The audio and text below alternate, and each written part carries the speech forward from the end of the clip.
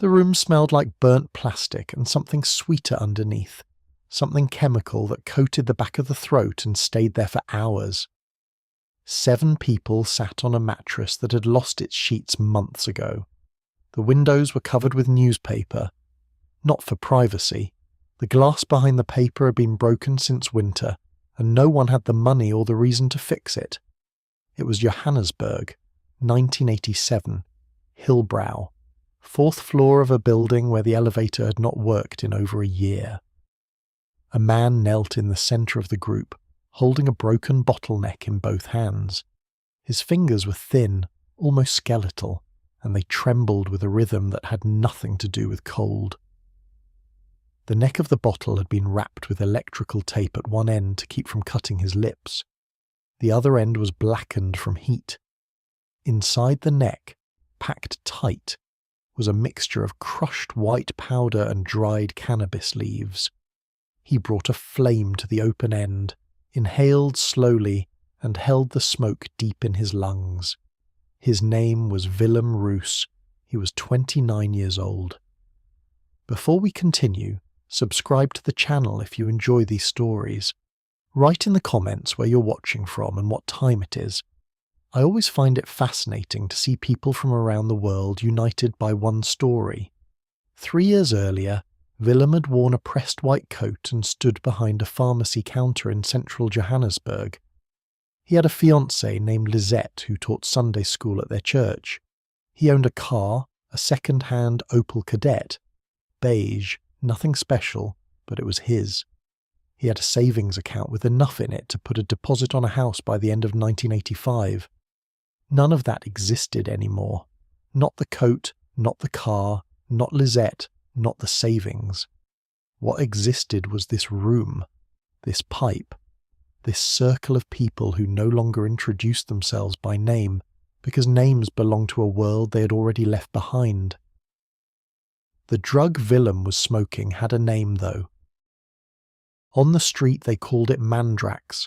The tablets came in white, sometimes off yellow, stamped with markings like MX or RL. Chemically, the active ingredient was Methaqualone, a synthetic sedative invented in a laboratory in India in 1951. In America, it had been called Quaaludes. In Britain, Mandrax. In both countries, it had been banned by the mid-1970s. Too addictive, too dangerous, too many bodies. But South Africa was not like other countries. South Africa was a place where the rest of the world's abandoned mistakes came to thrive.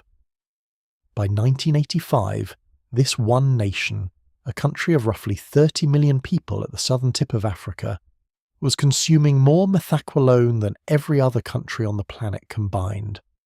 Not more than its neighbours, not more than the rest of Africa, more than the entire world put together. Factories in India and China were producing methaqualone powder almost exclusively for the South African market. Cargo ships carried it across the Indian Ocean. Underground labs pressed it into tablets by the tens of thousands. And in living rooms, in shacks, in back rooms from Soweto to the Cape Flats, people like Willem smoked it through broken bottlenecks in a method found nowhere else on Earth. They called it the white pipe. The smoke from a white pipe does not work the way a swallowed pill does. A pill passes through the stomach, gets absorbed slowly, takes 30 minutes to reach the brain. The white pipe bypasses all of that. The methaqualone hits the lungs, crosses into the bloodstream in seconds, and reaches the brain almost instantly. The effect is not relaxation, it is obliteration. Every muscle in the body releases at once, thought dissolves, anxiety, fear, pain, memory. All of it vanishes in a single breath. For a few minutes, the user feels nothing but warmth. Total, absolute warmth, as if the body is sinking into something soft and bottomless. Then it fades, and when it fades, the world comes back harder than before. Willem exhaled.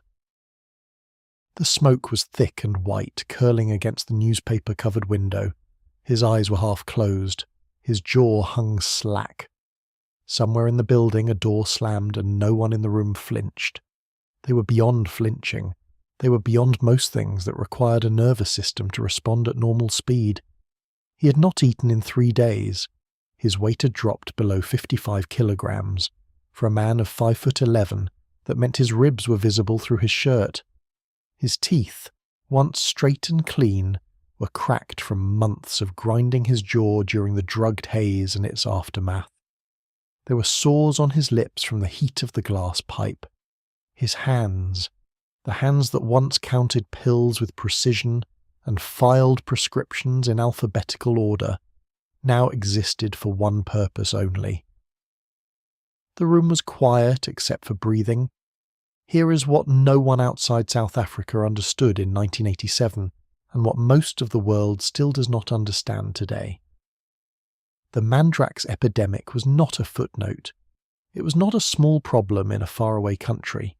It was, per capita, one of the worst drug crises any nation has ever experienced.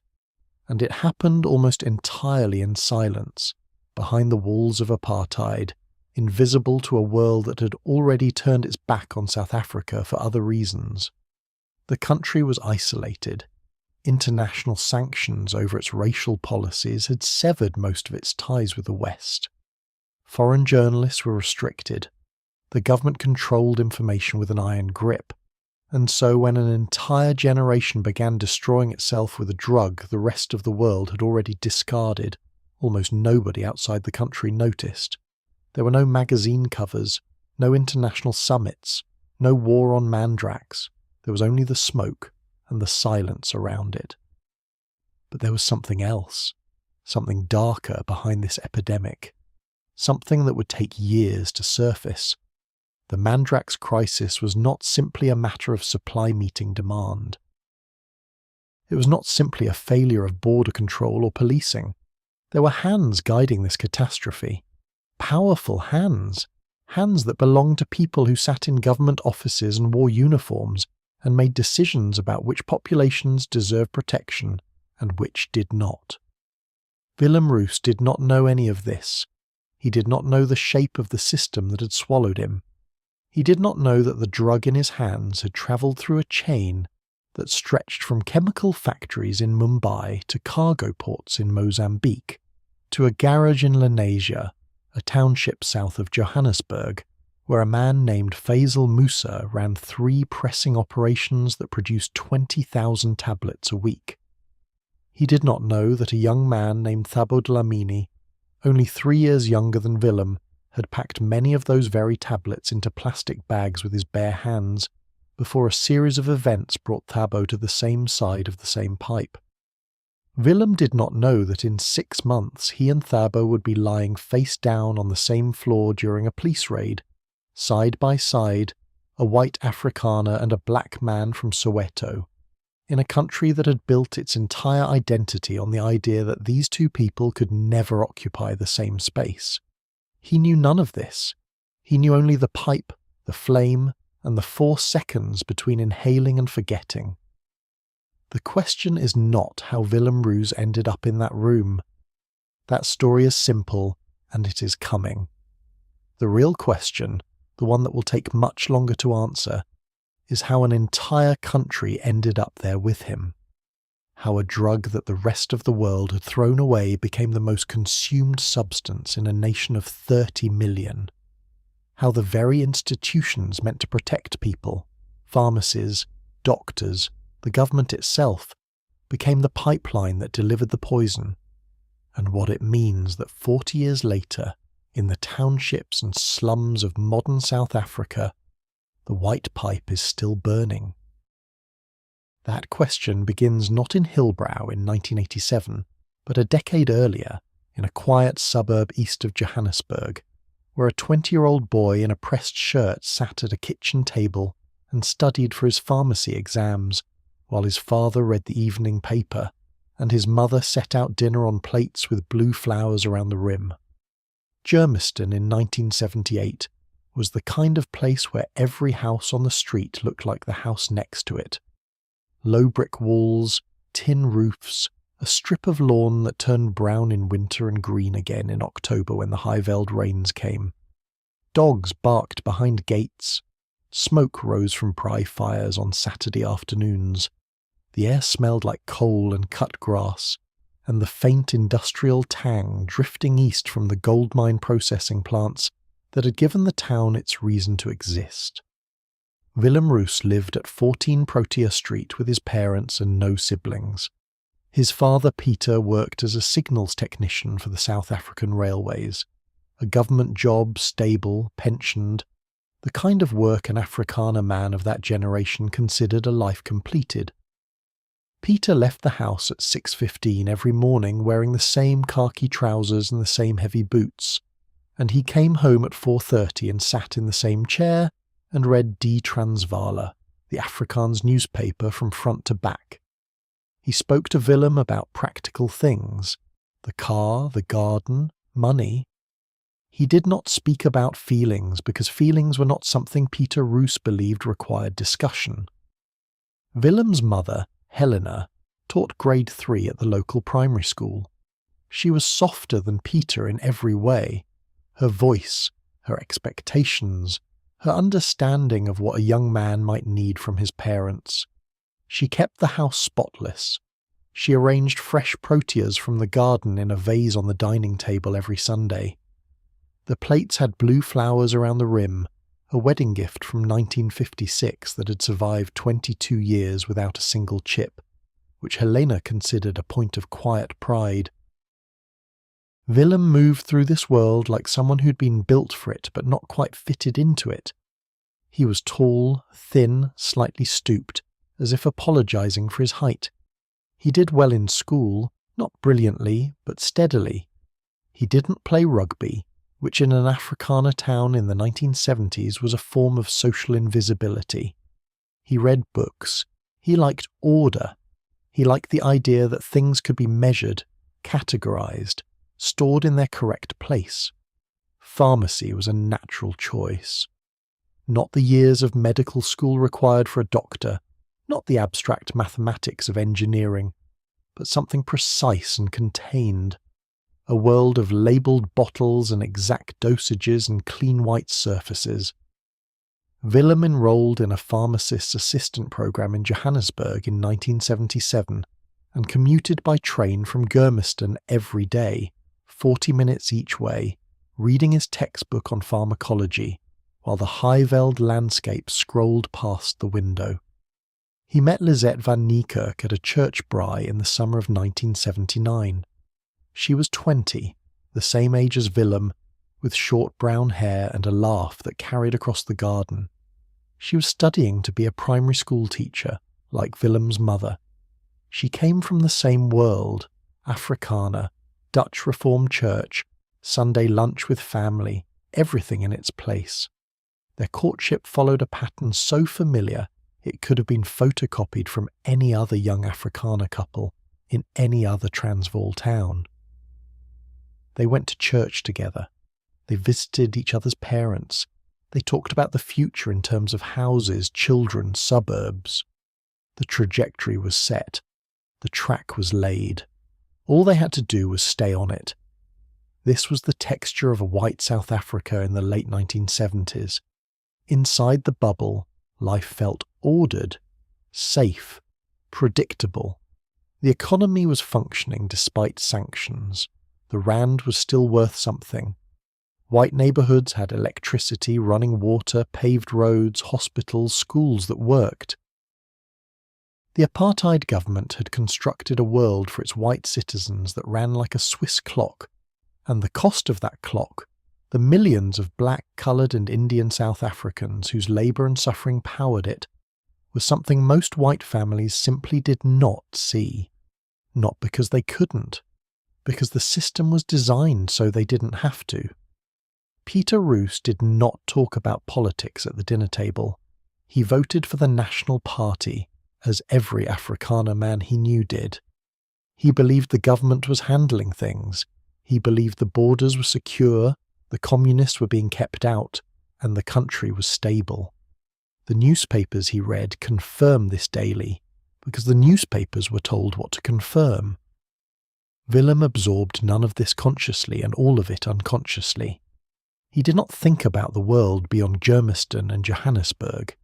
He did not think about Soweto, which was less than 30 kilometres from his front door but might as well have been on another continent. He thought about his exams, his training, his weekends with Lisette, and the fact that by 1981, if everything went according to plan, he would be a qualified pharmacist's assistant with a steady income and a clear path forward. Everything went according to plan. In December 1980, Willem completed his qualification. In January 1981, he began working at Kempston Pharmacy on Jeppe Street in central Johannesburg, a busy dispensary that served walk-in customers and filled prescriptions for 3 nearby doctors' practices. He wore the white coat. He stood behind the counter. He counted pills, checked labels, filed paperwork, and felt, for the first time in his life, that he was exactly where he was supposed to be. The pharmacy was owned by a man named Gerrit du Plessis, who was 53 and had run the shop for nearly 2 decades. Gerrit was well liked in the area. He knew his regular customers by name, gave credit to pensioners, and kept a jar of hard sweets on the counter for children. He had grey hair combed neatly to one side, and a calm, professional manner that Willem admired and wanted to emulate. Willem did not know what Gerrit du Plessis did after hours. He would not find out for another 2 years, and by the time he did, the knowledge would cost him nothing, because by then, Willem would have already lost the ability to care. But in January 1981, none of that had happened yet. The white coat was still pressed, the counter was still clean. Lisette still came to meet him after work on Fridays, and they would walk to a cafe on Pritchard Street and share a toasted sandwich and a pot of rooibos tea. His mother still called every Wednesday evening to ask if he was eating properly. His savings account at Volkskus Bank showed a balance that grew a little each month. This was the life. Ordinary, stable, invisible in its contentment. 800 kilometres to the southwest, in a place Willem had never been, and a world he could not have imagined, another life was unfolding along an entirely different track. Soweto in 1978 was home to over 1 million people, packed into a sprawl of matchbox houses, hostels and informal settlements spread across the flat, treeless land southwest of Johannesburg. The streets were unpaved, electricity was intermittent, water came from communal taps. The scars of the 1976 uprising, when police had opened fire on schoolchildren protesting the forced use of Afrikaans in their classrooms, were still fresh. Some of the bullet holes in the walls of Morris Isaacson High School had not been patched. Some never would be. Thabo Dlamini was 13 in 1976 when the uprising happened. He did not march that day. His mother had locked him inside their house in Orlando West after hearing that something was coming. He sat in the front room and listened to sounds that no 13-year-old should be able to identify, but that he would never forget. Sharp cracks, distant at first, then closer. Screaming that came in waves. The heavy rumble of armoured vehicles on dirt roads. By 1978, Thabo was 15 and had dropped out of school. Not because he was stupid. His teachers had said he was one of the brightest in his class. He dropped out because the schools had barely recovered from 1976, because the curriculum was designed to train black children for manual labour and nothing else, and because his family needed money more than they needed him sitting in a classroom learning a version of history that erased his own existence. His father worked at a textile factory in Industria. His mother cleaned houses in the northern suburbs, white houses with swimming pools and gardens tended by other black workers. Thabo picked up odd jobs, carrying boxes at the market, washing cars, running errands for older men in the neighbourhood, whose exact occupations he understood only in outline. The economy of Soweto was layered, formal employment on top, a vast informal network beneath, and below that, something else entirely, something that moved in the spaces between. Thabo's older brother, Sifo, was 20 in 1978. Sifo worked at a scrapyard during the week and disappeared on weekends into a social world that Thabo was not yet allowed to enter. He came home late on Saturday nights smelling of smoke that was not cigarette smoke. He slept until noon on Sundays. He had money that did not match his scrapyard wages. Not a lot, but enough to buy new shoes, a radio, things that the Dlamini household budget could not normally afford. Thabo watched. He did not ask questions because in Soweto, asking the wrong question to the wrong person about the wrong thing was a skill you learned to avoid early. But he watched his brother's weekends. He noted the smoke. He noted the money.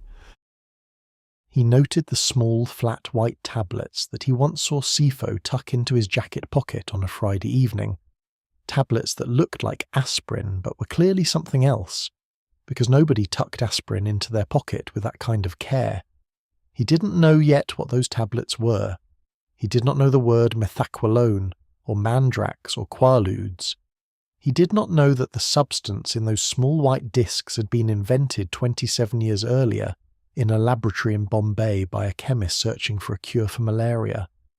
He did not know that it had travelled from Indian research labs to European pharmaceutical companies, to American disco clubs to British medicine cabinets, and that after being banned across the Western world, it had washed up on the shores of southern Africa like wreckage from a shipwreck that nobody wanted to claim. All Thabo knew, in 1978, was that his brother had something that made the weekends bearable, something that made people gather in back rooms and share smoke and laughter in a place where laughter was not the default setting of daily life. 3 years later, Thabo would know everything. He would know the drug's name, its price, its supply chain, and the exact technique for crushing a tablet and packing a pipe. He would know, because by then he would be working inside the machine that produced it.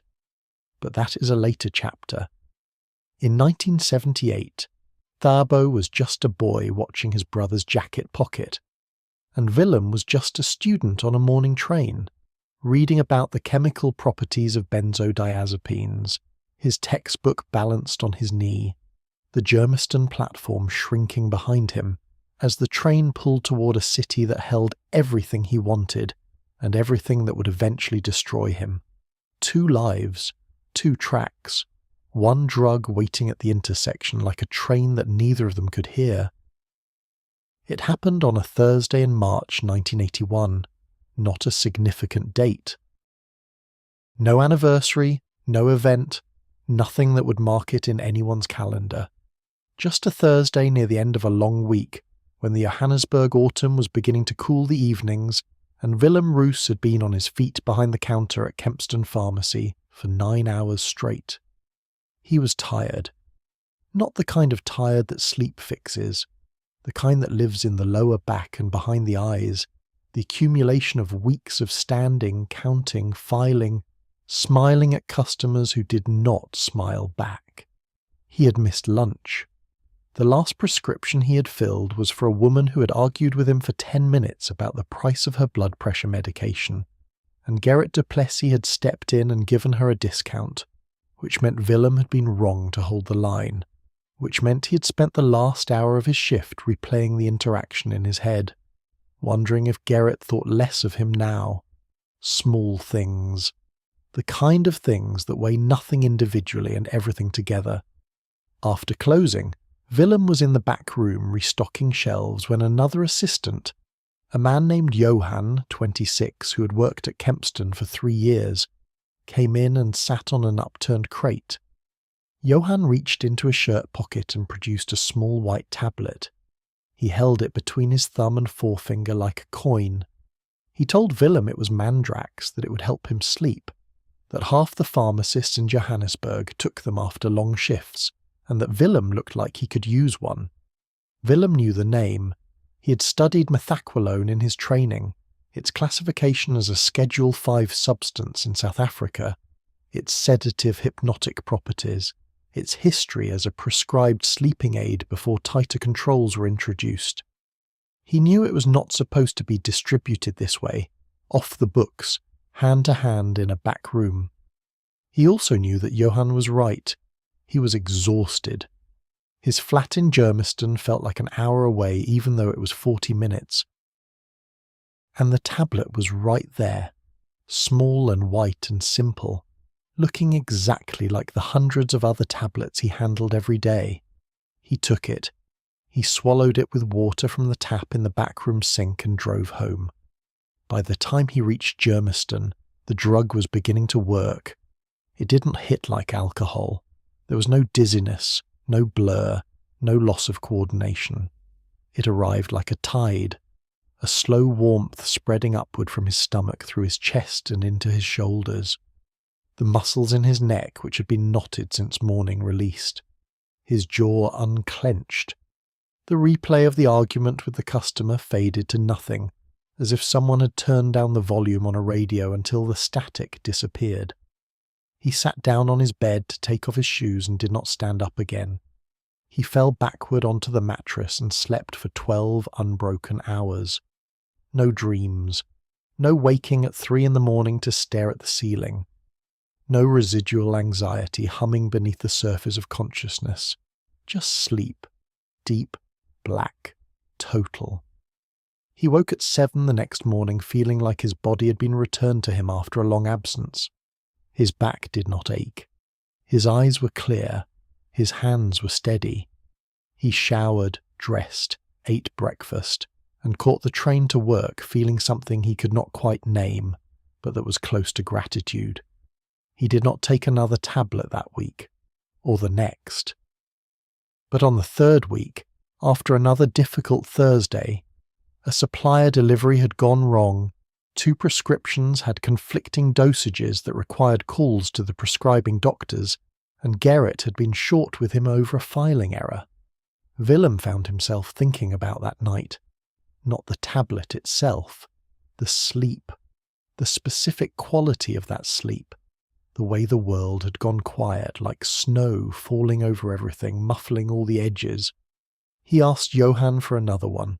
Johan produced it without hesitation, as if he'd been waiting. This time Willem noticed more. The warmth came faster. His body recognized the substance and opened to it like a door swinging on a familiar hinge. He noticed a phase before the sleep, maybe 20 minutes long, when he was still awake but everything felt soft. The light in his bedroom seemed warmer. The texture of his sheets felt remarkable against his skin. His own breathing sounded like music. It was, he realized, not just the absence of stress. It was the presence of something, a feeling of being held.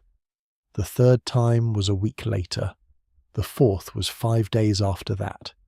By May 1981, Willem was taking Mandrax every Thursday and often on Sundays, the bookend days of his work week, the days when the weight pressed hardest. He told himself it was medicine. He was a pharmacy assistant. He understood dosages, tolerances, the difference between use and abuse. He was using. Johan supplied the tablets freely, never charging Willem, which should have raised a question but didn't. Where was Johan getting them? Not from the pharmacy's regulated stock. That was audited monthly. The tablets Johan provided were loose, unpackaged, sometimes with slight variations in the stamped markings. They came from somewhere outside the system. Willem didn't ask where, because asking would mean acknowledging that what he was doing existed in a category he preferred not to name. By July, the Thursdays and Sundays had become Thursdays and Tuesdays and Saturdays. By September, the days between doses were shorter than the days on them. Lisette noticed nothing, or if she noticed, she assigned it to other causes. Willem was sleeping more on weekends. He was working hard. Willem was quieter at dinner. He had always been quiet. Willem cancelled their Saturday outing twice in October. He wasn't feeling well. The signs were there, resting on the surface like oil on water, but Lisette had no framework for reading them. Mandrax was not part of her vocabulary. Drug addiction was something that happened to other people, in other places, in other skin colours, not in Germiston, not to a man who wore a white coat and went to church. Meanwhile, in Soweto, 1981 was the year Thabo Dlamini stopped watching and started participating. His brother Sifo had been smoking Mandrax through a white pipe for over 2 years. The method had spread through the townships like a new language. Once a few people learned it, everyone learned it, because the experience of smoking Methaqualone was so radically different from swallowing it that the two might as well have been different drugs. Swallowing a tablet brought a slow, mellow sedation over 30 to 60 minutes.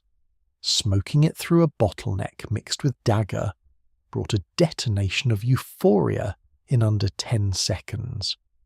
The difference was the difference between wading into a lake and being hit by a wave. Thabo's first pipe was at a gathering in a backyard in Orlando East on a Saturday night in August. 8 people sitting on plastic chairs around a fire that had burned down to embers, a single bottleneck making its way around the circle. When it reached Thabo, his brother showed him how to hold it, where to place his lips, how deep to pull. Thabo inhaled. The world stopped, not metaphorically. For Thabo, in that moment, time genuinely seemed to halt. The fire froze. The sounds of the township, dogs, radios, distant shouting, fell away into a silence so complete it felt sacred. His body became weightless. Every knot of tension he had carried since childhood, every low hum of anger and frustration and fear that came with being young and black and poor in a country designed to keep him that way, all of it lifted. Not gradually, instantly, like a hand releasing a fistful of sand. He understood immediately why his brother disappeared on weekends. Within a month, Thabo was smoking every Saturday. Within 2 months, Fridays and Saturdays. By the end of 1981, he was looking for ways to afford a habit that was growing faster than his irregular income could support. Odd jobs no longer covered it. A single Mandrax tablet cost between 2 and 5 rand on the street. Not expensive on its own, but for a 20-year-old with no formal employment in a township economy running on fractions, even 5 rand multiplied by several days a week became impossible. That was when Sifo introduced him to a man named Faisal Musa. Faisal was Indian South African, 34 years old, from Lenasia, a township designated for Indian residents under the Group Areas Act, located south of Johannesburg between Soweto and the city centre. He was not tall, he wore plain clothes. He drove a white Toyota Cressida that was always clean. Nothing about him announced what he was. But Faisal Musa ran one of the largest Mandrax pressing operations in the Transvaal, and he needed workers. The operation was housed in a garage behind a residential property in Lenasia. From the street, it looked like any other house: brick walls, a corrugated iron fence, laundry hanging on a line. Inside the garage, 3 industrial tablet presses ran 12 hours a day, compressing raw Methaqualone powder mixed with binding agents into the small white tablets that would end up in every township, suburb and city in southern Africa. The powder arrived in bulk, 50-kilogram bags shipped from India and southern China, routed through Mozambique and Swaziland to avoid South African customs. Faisal paid for the powder with cash, moved through a network of intermediaries that Thabo would never fully map. Thabo's job was packaging. He sat at a table in the back of the garage with 3 other young men, counting tablets into plastic bags, 50 per bag, sometimes 100, and sealing them with a twist. The pay was 200 rand per week. His father made less than that in a month at the textile factory. The work was simple, the hours were long. The air in the garage was chalky with fine powder that settled on skin and clothes and the inside of the nostrils. Thabo went home each day with white dust in the creases of his palms. He told his mother he had found work at a warehouse. She did not ask which one. 2 lives had now crossed the same threshold, moving in the same direction, along tracks that ran parallel but invisible to each other. The white pharmacy assistant in Germiston swallowing tablets to sleep. The black 20-year-old in Lenasia packing them by the thousand. One consuming, one producing. Neither understanding yet that the drug did not distinguish between the two. It took everyone to the same place. The only difference was the speed of arrival, and in both cases the speed was increasing. Because neither Willem nor Thabo had yet encountered the thing that would accelerate everything, the piece of information, the single discovery that would transform Willem's quiet habit into a roaring compulsion and entangle Thabo so deeply in the machine that leaving would become indistinguishable from dying. That discovery was waiting for Willem in the back room of Kempston Pharmacy, behind a locked cabinet that Gerrit du Plessis opened every Tuesday evening after the shop closed when he thought no one was watching. Willem saw it by accident. A Tuesday evening in November 1981, just before 7.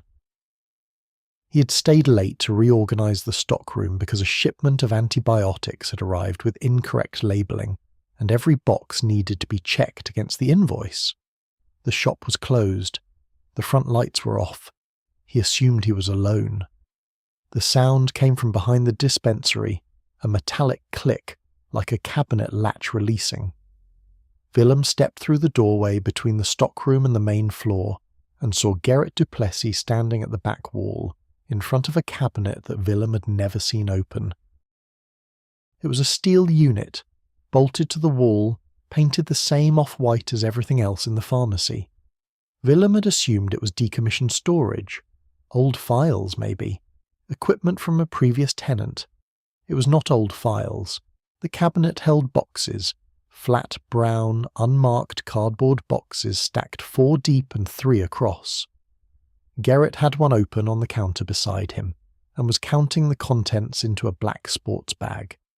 The contents were white tablets, hundreds of them, loose, unpackaged, with the faint stamped marking that Willem had seen before, on the tablets Johan gave him every week. Gerrit looked up. Their eyes met. Neither moved for what felt like a long time, but was probably 3 seconds. Then Gerrit closed the bag, put the box back in the cabinet, locked it, and told Willem to go home. His voice was flat, not angry, not panicked. The voice of a man who had calculated the risks of this moment long ago and had already decided how to handle it. Willem went home. He did not sleep that night, even without a tablet. He lay on his back in his Germiston flat and stared at the ceiling, and tried to assemble the pieces into a picture that made sense. The locked cabinet, the unmarked boxes, the black sports bag, Johann's endless supply of free tablets, the way Gerrit always stayed late on Tuesdays, the way the monthly stock audits never flagged anything unusual, because the tablets in that cabinet had never been on the books to begin with. Kempston Pharmacy was not just a pharmacy, it was a distribution point. Gerrit du Plessis, grey-haired, respected, calm Gerrit, who kept a jar of sweets on the counter and gave pensioners credit, was part of the supply chain. The tablets Willem had been swallowing for 8 months had not come from some shadowy dealer on a street corner. They had come from the back wall of his own workplace, from a locked cabinet behind the dispensary, from the hands of the man who signed his paycheck. The next morning Willem went to work as usual. He put on the white coat. He stood behind the counter. Gerrit arrived at 8, greeted him the same way he always did, and the day proceeded as if nothing had happened. No conversation, no warning, no threat. Just the ordinary mechanics of a pharmacy opening for business, pills being counted, customers being served. But something had shifted, not in the pharmacy, in Willem, because now he understood that the line he thought separated his world from the drugs world did not exist. There was no line. The pharmacy, the white coat, the clean counter, the labelled bottles, all of it sat on top of the same foundation as the tablets in his pocket. The legal and the illegal were not opposites. They were neighbours, sharing a wall so thin you could hear through it if you pressed your ear close enough. He did not report Gerrit. He did not confront him. He did not quit. He asked Johann for 2 extra tablets that Friday. Johann gave him 4. To understand what Mandrax did to the people who used it, and to understand why they could not stop, requires stepping inside the experience itself, not from a clinical distance, from the floor. Methaqualone belongs to a class of drugs called sedative hypnotics. It works by enhancing the effect of a neurotransmitter called GABA, gamma-aminobutyric acid, which is the brain's primary braking system. GABA slows neural activity. It reduces excitability. It tells the nervous system to stand down.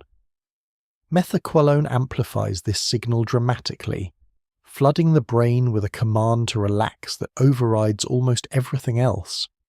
The result, when swallowed, is a state that users described as being wrapped in warm cotton. Anxiety disappears, self-consciousness evaporates, physical pain dulls to a distant murmur. The world becomes soft, manageable, kind. For people living under pressure, and in 1980s South Africa, nearly everyone was living under some form of pressure, this was not just pleasant. It was revelation. But swallowing was the mild version. The white pipe was something else entirely. When methaqualone is crushed, mixed with cannabis, and smoked through a glass pipe, the drug enters the lungs and crosses into the bloodstream in seconds. It reaches the brain almost instantaneously, bypassing the slow digestive process that would otherwise meter the dose over 30 to 60 minutes. The entire payload arrives at once. The brain does not receive a gentle wave of GABA enhancement. It receives a wall of it. The effect lasted between 15 and 45 minutes depending on the dose and the user's tolerance. During those minutes, motor control collapsed. Speech became slurred, then incoherent, then impossible. Muscles went slack. Users often could not stand. Their eyelids drooped, their heads lolled. From the outside, they looked unconscious, but from the inside, they were somewhere else entirely. Somewhere warm and borderless, a place without language or obligation or time. The come-down was the price. As the drug cleared the system, the brain's GABA receptors, now overstimulated and depleted, snapped back with a vengeance. Anxiety returned, amplified. Sleep became impossible without another dose. Muscles ached. Irritability surged. The world, which had been soft, became sharp-edged and hostile. The only reliable cure for this state was another pipe, and so the cycle locked into place with a mechanical precision that had nothing to do with willpower and everything to do with neurochemistry. This was the trap. Not moral weakness, not lack of character, chemistry. The brain adapted to methaqualone with terrifying speed, requiring more of the drug to produce the same effect, and punishing its absence with escalating discomfort. Within weeks of regular white pipe use, a person was no longer choosing to smoke. The choice had been made for them by their own rewired nervous system, and all that remained was the logistics of supply. In the townships, where the white pipe had been the dominant method since the late 1970s, the ritual had its own culture. Groups gathered in back rooms, in shacks, in open spaces behind rows of houses. The pipe was communal. One bottleneck passed around a circle, each person taking a pull, holding the smoke, exhaling slowly. There was an etiquette to it. You did not hog the pipe. You did not waste the mix. You packed it carefully, with the right ratio of crushed mandrax to dagger. Too much dagger diluted the hit. Too little made the smoke harsh and thin.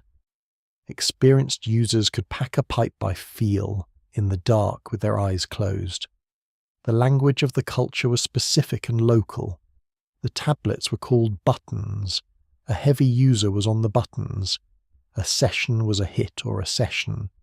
The pipe itself was called a neck or a lolly. The mix of methaqualone and dagger was called a white pipe, regardless of the colour of the tablet. The act of smoking was called piping, and the state of being high, that heavy, boneless, cotton-wrapped state, was called being slow. Thabo Dlamini knew this language fluently by the end of 1981. He was piping every weekend at the very least. Working in Faisal Musa's garage gave him access that most users could only dream of. Not unlimited, because Faisal counted every tablet and every bag, but enough. The unspoken benefit of the job was proximity. Thabo could skim a tablet here and there carefully, never enough to trigger suspicion. One from a bag of 50, two from a batch of 100. He tucked them into the lining of his jacket the same way his brother Sifo once had, and on Saturday nights he was the one who brought the buttons to the circle. Inside the garage, the operation had its own rhythms. The presses ran from 6 in the morning until 6 in the evening, operated by 2 men who worked in shifts. The raw methaqualone powder, fine, white, with a faint bitter chemical smell, was mixed with lactose and magnesium stearate as binding agents, then fed into the press hoppers. Each press could produce roughly 3,000 tablets per hour. 3 presses running for 12 hours meant over 100,000 tablets per day. The numbers were staggering, and Faisal's garage was only one operation among dozens scattered across the Transvaal, Natal, and the Western Cape. Where did it all come from? The raw powder, the precursor chemicals, the sheer volume of methaqualone flowing into a country that did not produce it domestically. The answer reached back across the Indian Ocean to pharmaceutical factories in Mumbai and Ahmedabad and chemical plants in Wuhan and Guangzhou. Methaqualone was cheap to synthesize. The precursor chemicals, anthranylic acid and N-acetylanthranilic acid, were legally manufactured for legitimate industrial purposes and diverted in bulk to clandestine producers. The finished powder was packed into bags, labelled as industrial chemicals or food additives, and shipped by sea to the east coast of Africa. It entered the continent through the ports of Maputo in Mozambique, Mombasa in Kenya, and Dar es Salaam in Tanzania. From Mozambique, the most common route, it crossed the border into South Africa by truck, often hidden among legitimate cargo. The supply chain was vast, international, and almost entirely invisible to the people at both ends of it. The chemist in Mumbai did not know the name Thabo Dlamini. Thabo did not know the chemist existed. Between them lay a chain of middlemen, shippers, drivers, border officials and distributors that functioned with the efficiency of any multinational corporation, except this one had no logo, no headquarters, and no board of directors. It had only money, moving in one direction, and powder, moving in the other. And here is the fact that reframes everything told so far. None of this began with criminals. Methaqualone was not invented in a basement. It was invented in 1951 by Dr. Indra Kishore Kakar at the Central Drug Research Institute in Lucknow, India, during a search for new anti-malarial compounds. It failed as a malaria treatment but showed powerful sedative properties. By the early 1960s, pharmaceutical companies in Europe and America had licensed it as a sleeping pill. In West Germany, it was sold as Revenal. In Britain and South Africa, as Mandrax, a branded combination of methaqualone and diphenhydramine, manufactured by Roussel Laboratories. In the United States, as Quaaludes, produced by William H. Rohrer Inc., and later by Lemon Pharmaceuticals.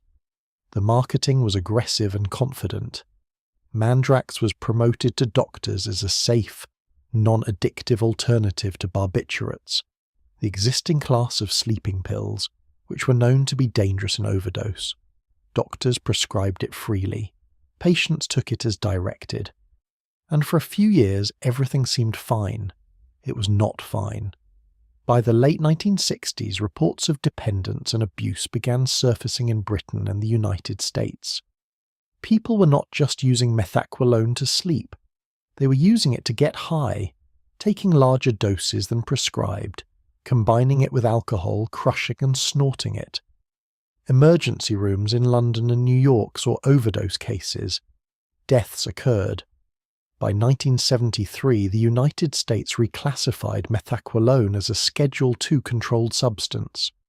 By 1984, it was Schedule I, the most restrictive category, alongside heroin and LSD. Britain banned Mandrax in 1984. Most of Western Europe had already restricted it years earlier.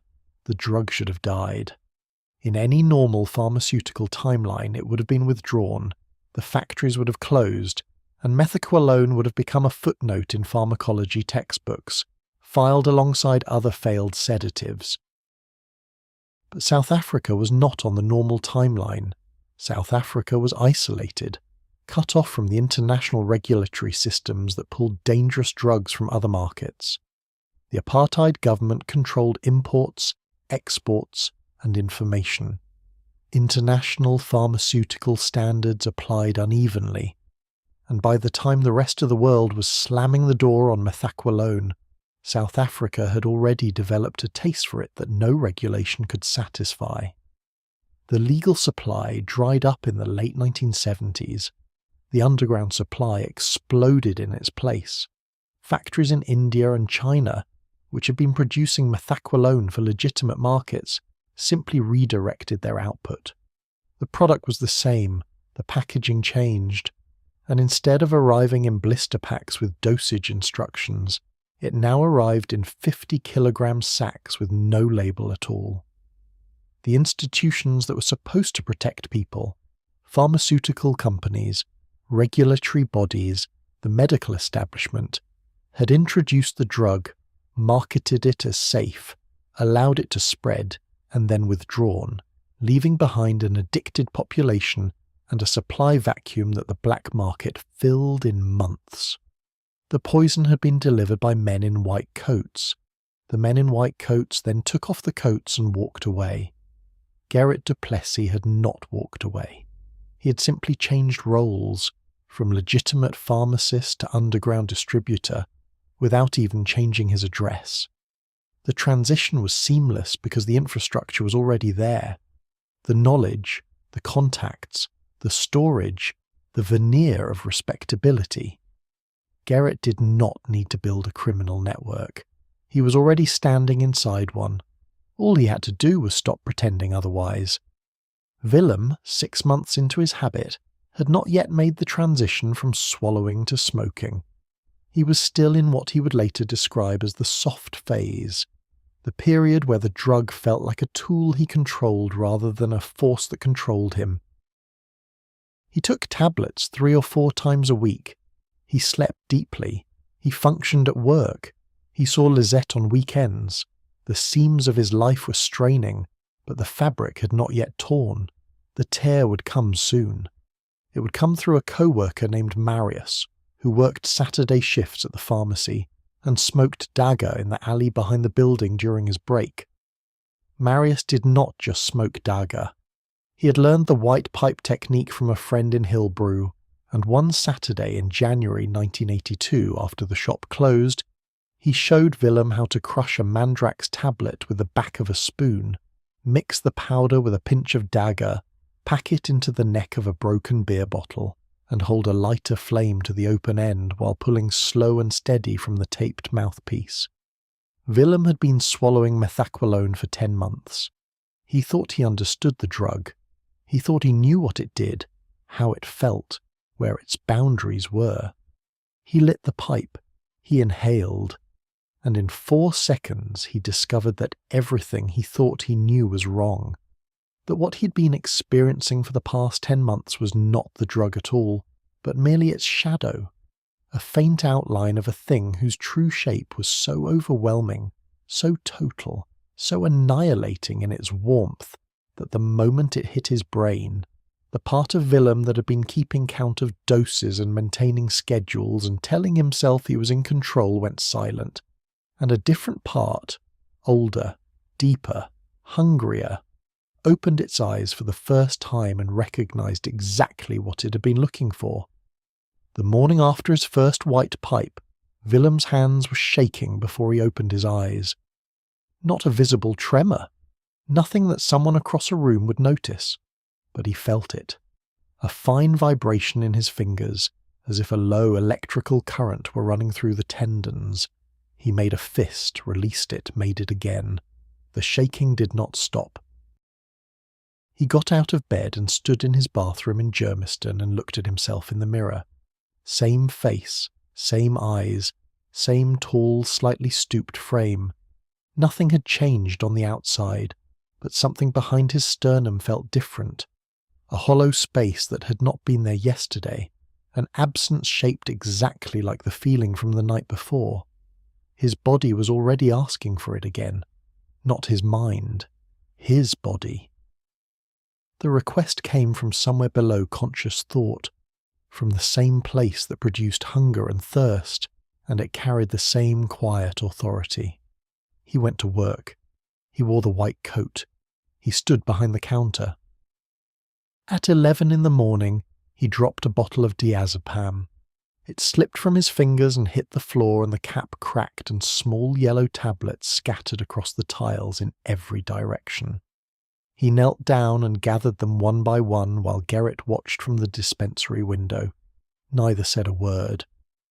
Willem's hands were still vibrating as he picked up each tablet and placed it back in the bottle, with the care of a man diffusing something fragile. That evening he did not go home. He went to Marius's flat in Bramfontein, a small one-bedroom above a print shop on Jorrison Street, and smoked his second white pipe. The hollow space behind his sternum filled instantly, like water pouring into a dry vessel. The shaking stopped. The vibration in his fingers went silent. For 40 minutes, Willem existed in a state so far from anxiety that the word itself lost meaning. Then it ended. And the hollow came back deeper than before. This was the mechanism that Willem, despite his pharmaceutical training, had failed to anticipate. Tolerance did not build gradually with the white pipe. It built in leaps. Each session recalibrated the brain's baseline so that the distance between sober and comfortable grew wider every time. What had started as a gentle slope was becoming a cliff. And the only way to avoid falling was to keep climbing, more frequently, more tablets per session, longer pulls from the pipe. Within 3 weeks of his first white pipe, Willem was smoking 4 times a week. Within 6 weeks, daily. He smoked before work, which meant arriving at Kempston Pharmacy with slightly slowed reflexes and a faint chemical sweetness on his breath that he masked with peppermints. He smoked after work, which meant his evenings disappeared into a haze of warmth and paralysis on Marius's couch or his own bed in Germiston. The weekends ceased to exist as discrete units of time. Saturday bled into Sunday, bled into Monday with no boundary except the alarm clock that dragged him back to the counter each morning. Lisette came to his flat on a Saturday afternoon in March 1982 and found him on the couch, awake but unreachable. His eyes were open. He responded to her voice with single-word answers that arrived 2 or 3 seconds late, as if travelling a great distance. She asked if he was ill. He told her he was tired. She sat with him for an hour, then left. On the drive home, she felt something she could not articulate. Not suspicion, exactly, but the beginning of a shape forming in the fog, a shape she did not yet want to look at directly. Willem registered her visit as a distant event, something that had happened on the other side of a thick pane of glass. He knew she had been there, he knew she had been worried. But the knowledge carried no weight. The drug had rearranged his priorities at the neurological level, rewiring the circuits that governed attachment, concern, and consequence. Lisette occupied a category that was rapidly shrinking, the category of things that mattered when he was sober. and sober was a state he occupied for fewer hours each week. Now here is where the story turns in a direction Willem could not see. Gerrit du Plessis had been watching him, not with concern, with calculation. Since the night Willem had stumbled onto the cabinet, Gerrit had been assessing him, his habits, his increasing pallor, the dropped bottle, the peppermints, the subtle lag in his movements during afternoon shifts. Gerrit recognised the signs because Gerrit had been in the Mandrax trade for 6 years and had watched the same pattern unfold in dozens of people. He knew what was happening to Willem, and he knew what it meant. It meant Willem was now reliable in a way that had nothing to do with professionalism. A man who is addicted to a substance you control is a man who will not report you, will not testify against you, will not threaten your operation. He is a man who needs you, and a man who needs you is a man you can use. In April 1982, Gerrit approached Willem after closing and laid out the arrangement in plain terms. He did not frame it as a criminal proposition. He framed it as a solution. Willem's supply was erratic, dependent on Johann, on Marius, on whoever happened to have tablets that week. Gerrit could make it consistent. Unlimited access to the pharmacy's secondary stock, no cost. All Willem had to do in return was stay quiet, continue working as normal, and occasionally handle a Tuesday evening delivery, the black sports bag, a drive to a parking lot in Fordsburg, a handoff to a man in a blue Volkswagen. 15 minutes of work per week. Nothing dangerous, nothing visible. Willem agreed before Gerrit finished explaining. The speed of his consent surprised even him. There was no deliberation, no moral wrestling, no night of staring at the ceiling. The equation was simple and his drugged brain solved it instantly. Steady supply versus no supply. Everything else, the law, the ethics, the risk, the kind of man he was becoming, fell into a category that the Methaqualone had already dissolved. He made his first delivery the following Tuesday. The man in the blue Volkswagen was parked behind a fabric warehouse on Mint Road in Fordsburg. Willem pulled up, handed the bag through the window, received a folded envelope in return, and drove back to the pharmacy. The entire exchange took less than a minute. No words, no names, just the bag going one way and the money going the other. Willem did not open the envelope. He placed it on Gerrit's desk and left. On the drive home, he felt nothing.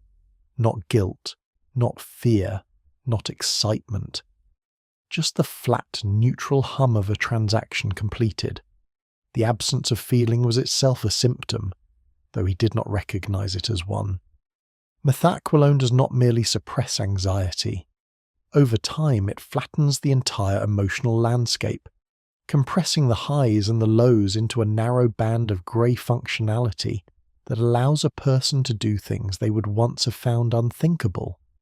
Not because they have become immoral, but because the neurochemical infrastructure that supports moral reasoning has been degraded, like a road eroded by constant rain until the surface is too smooth for anything to grip. Willem made deliveries every Tuesday for the next 5 months. The routine became invisible to him, as automatic as brushing his teeth. Drive to Fordsburg, hand over the bag, take the envelope, drive back. Some Tuesdays the man in the blue Volkswagen was replaced by a different man in a different car, but the mechanics never changed. Willem didn't know who these men were. He didn't know where the tablets went after they left his hands. He didn't know that some of them ended up in Soweto, in Lenasia, in Alexandra, in the Cape Flats, in the hands of people like Thabo Dlamini and thousands of others whose lives were being disassembled by the same white powder that was disassembling his. He did not know, and the drug made sure he did not care. Meanwhile, in Lenasia, Thabo was learning things that could not be unlearned. Faisal Musa's operation was growing. The single garage had become 3, 2 in Lenasia and 1 in a rented warehouse unit in Industria, closer to the Johannesburg city centre. The workforce had expanded from a handful of men to nearly 20. Thabo had been promoted from packaging to quality control, which meant he checked the pressed tablets for consistency, proper hardness, correct weight, clean stamping. A batch that crumbled too easily would be repressed. A batch with smeared markings would be rejected. Faisal demanded a product that looked professional, that could pass for pharmaceutical grade, because appearance was part of the brand. A clean tablet inspired confidence. A shoddy one raised doubts. Thabo took the work seriously. He had a good eye and steady hands, or they were steady during working hours, before the evening pipe erased his precision along with everything else. He earned Faisal's trust incrementally, through consistency rather than ambition. He did not ask questions. He did not skim more than his usual 1 or 2 tablets per shift. He arrived on time and left on time and kept his head down. But in September 1982, Thabo saw something that cracked the surface of his understanding. A police van pulled up to the Lenasia garage on a Tuesday afternoon. 2 uniformed officers stepped out. Thabo's stomach dropped. He looked toward the back exit, calculating the distance, the seconds it would take to run. The other workers froze at their stations.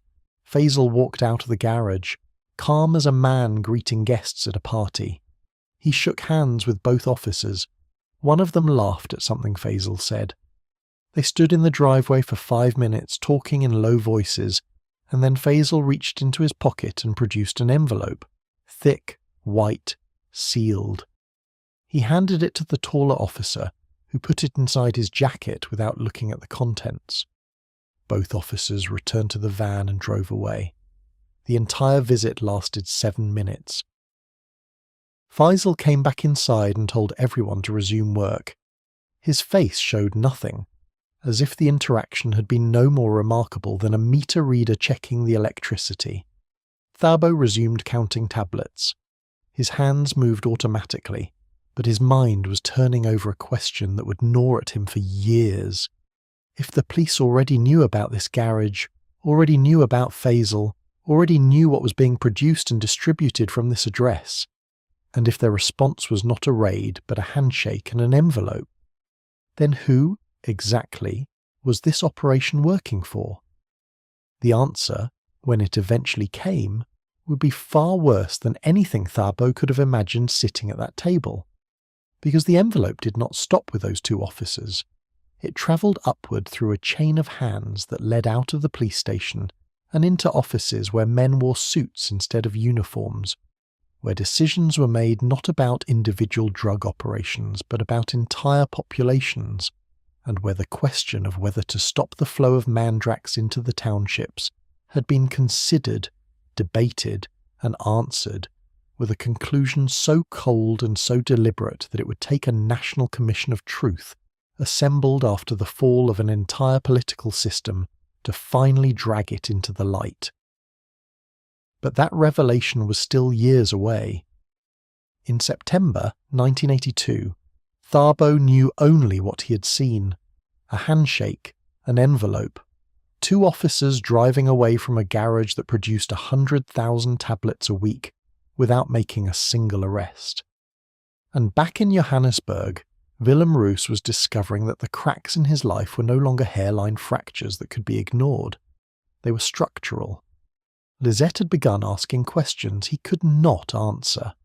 Why he cancelled plans, why he slept so much, why his appetite had vanished, why his eyes looked different in a way she could describe only as absent. His mother called every Wednesday, and he had started letting it ring through to the answering machine, because his voice after a pipe carried a thickness that Helena Roos would have recognised as wrong, even if she could not have named the cause. His weight had dropped by 4 kilograms since January. His gums bled when he brushed his teeth, a side effect of chronic Methaqualone use that he recognised clinically, but filed away in the same mental drawer where he kept everything else he did not want to examine. The white coat still fit, the counter was still clean, the prescriptions were still filed in order, From the outside, nothing had visibly collapsed.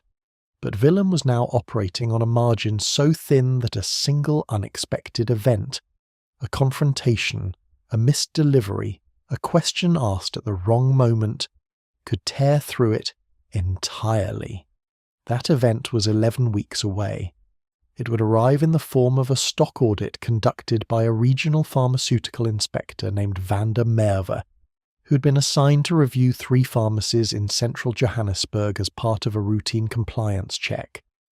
Van der Merwe was thorough, methodical, and entirely unaware that one of the 3 pharmacies on his list was moving more Methaqualone through its back room than some hospitals dispensed in a year. Gerrit du Plessis did not yet know about the audit. Neither did Willem. But Johan, the same Johan who had offered Willem his first tablet in the back room 17 months earlier, had heard a rumour from a contact at the Pharmaceutical Society. And Johan, unlike Willem, was not too deep in the fog to act on what he heard. Johan was already making plans that did not include loyalty to Gerrit, or to Willem, or to anyone whose name might appear on a report that could lead to a prison cell in Pretoria. Johan disappeared on a Wednesday. No notice, no phone call, no forwarding address. His locker at Kempston Pharmacy was empty by the time Willem arrived for his Thursday morning shift. The spare shirt Johan kept hanging on the hook inside was gone. His coffee mug, chipped, brown-stained, always sitting unwashed by the sink, was gone. Even the small notebook he kept in the front pocket of his coat, the one he scribbled phone numbers in, had vanished as if it had never existed. Gerrit du Plessis said nothing about Johan's absence. He placed a handwritten card in the window, "Assistant wanted," and carried on with the morning as though the man who had worked beside him for 4 years had simply evaporated. Willem understood the disappearance the way an animal understands a change in weather.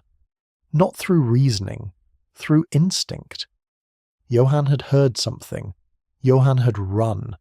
And if Johan, who was deeper in Gerrit's operation than Willem, who had been the one handing out tablets for years, who knew the supply chain from cabinet to street, had decided that running was the correct response, then something was coming. The pharmaceutical inspector arrived 3 weeks later. Van der Merwe was a small man with a clipboard and rimless glasses and the unhurried manner of someone who had conducted hundreds of these audits and expected nothing unusual from this one. He arrived at 9 in the morning on a Monday in January 1983, presented his credentials to Gerrit, and began his review in the front dispensary. Stock registers, temperature logs, controlled substance records, prescription files. Each item checked against the last audit, which had been conducted 2 years prior and had found nothing irregular. Willem stood behind the counter and served customers and felt the sweat pooling in the small of his back beneath his white coat. He did not know whether Gerrit had cleared the cabinet. He did not know whether the unmarked boxes were still behind the steel door or whether they had been moved in the 3 weeks since Johan's departure. He did not know if Johan had talked to someone before vanishing.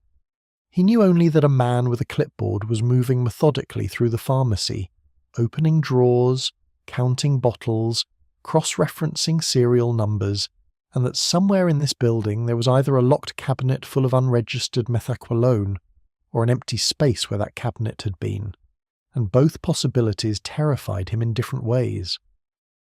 The audit took 6 hours. Van der Merwe worked through lunch. He asked Gerrit to open the stockroom and Gerrit complied.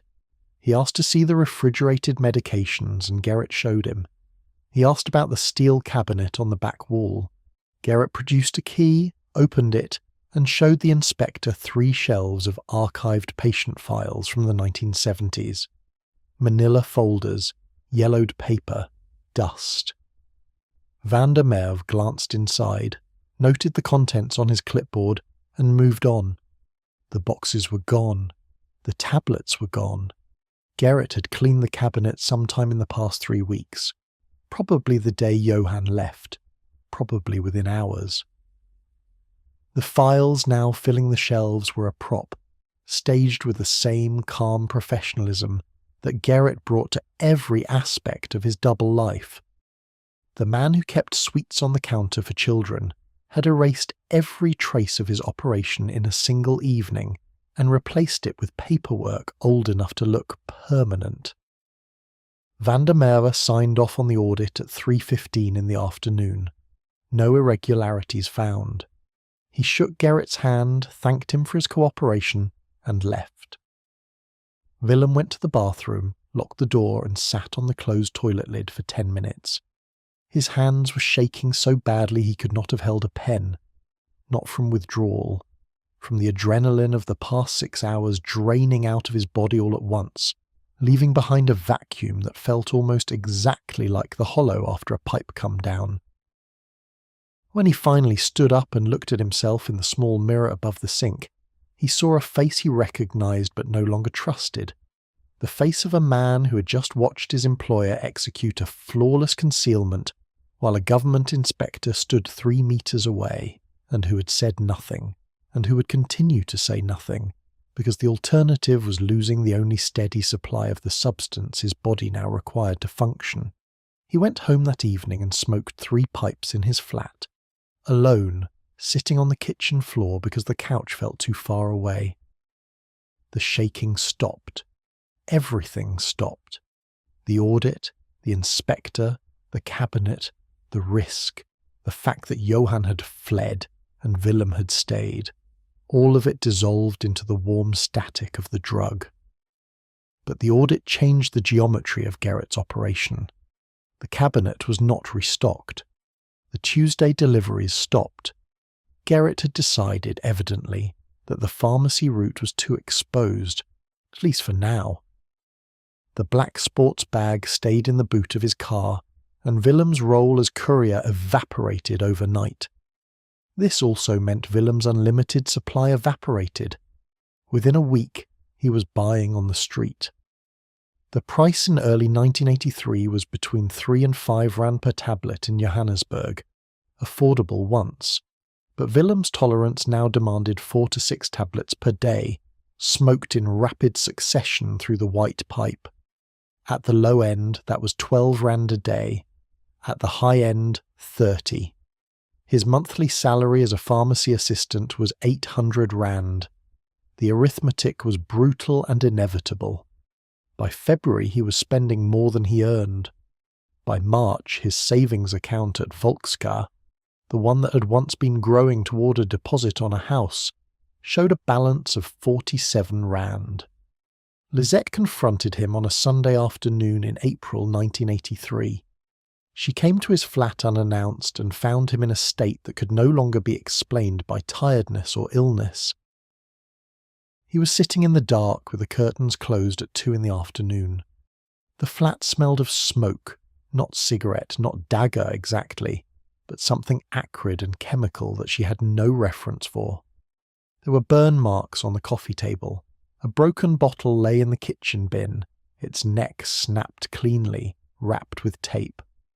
Willem was awake, but his pupils were contracted to pinpoints, and his speech came in fragments that trailed off before reaching a verb.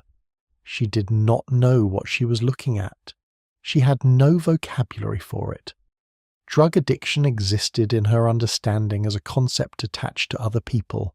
Black people, poor people, criminals, the kind of people the newspapers occasionally reported on in stories from Hillbrow or the Cape Flats. Not a pharmacy assistant from Germiston. Not the man she'd been dating for 4 years. Not the man whose mother kept Proteas in a vase, and whose father read the evening paper in the same chair every night. She asked him what was wrong. He told her he was fine. She asked about the burn marks, the bottle, the smell.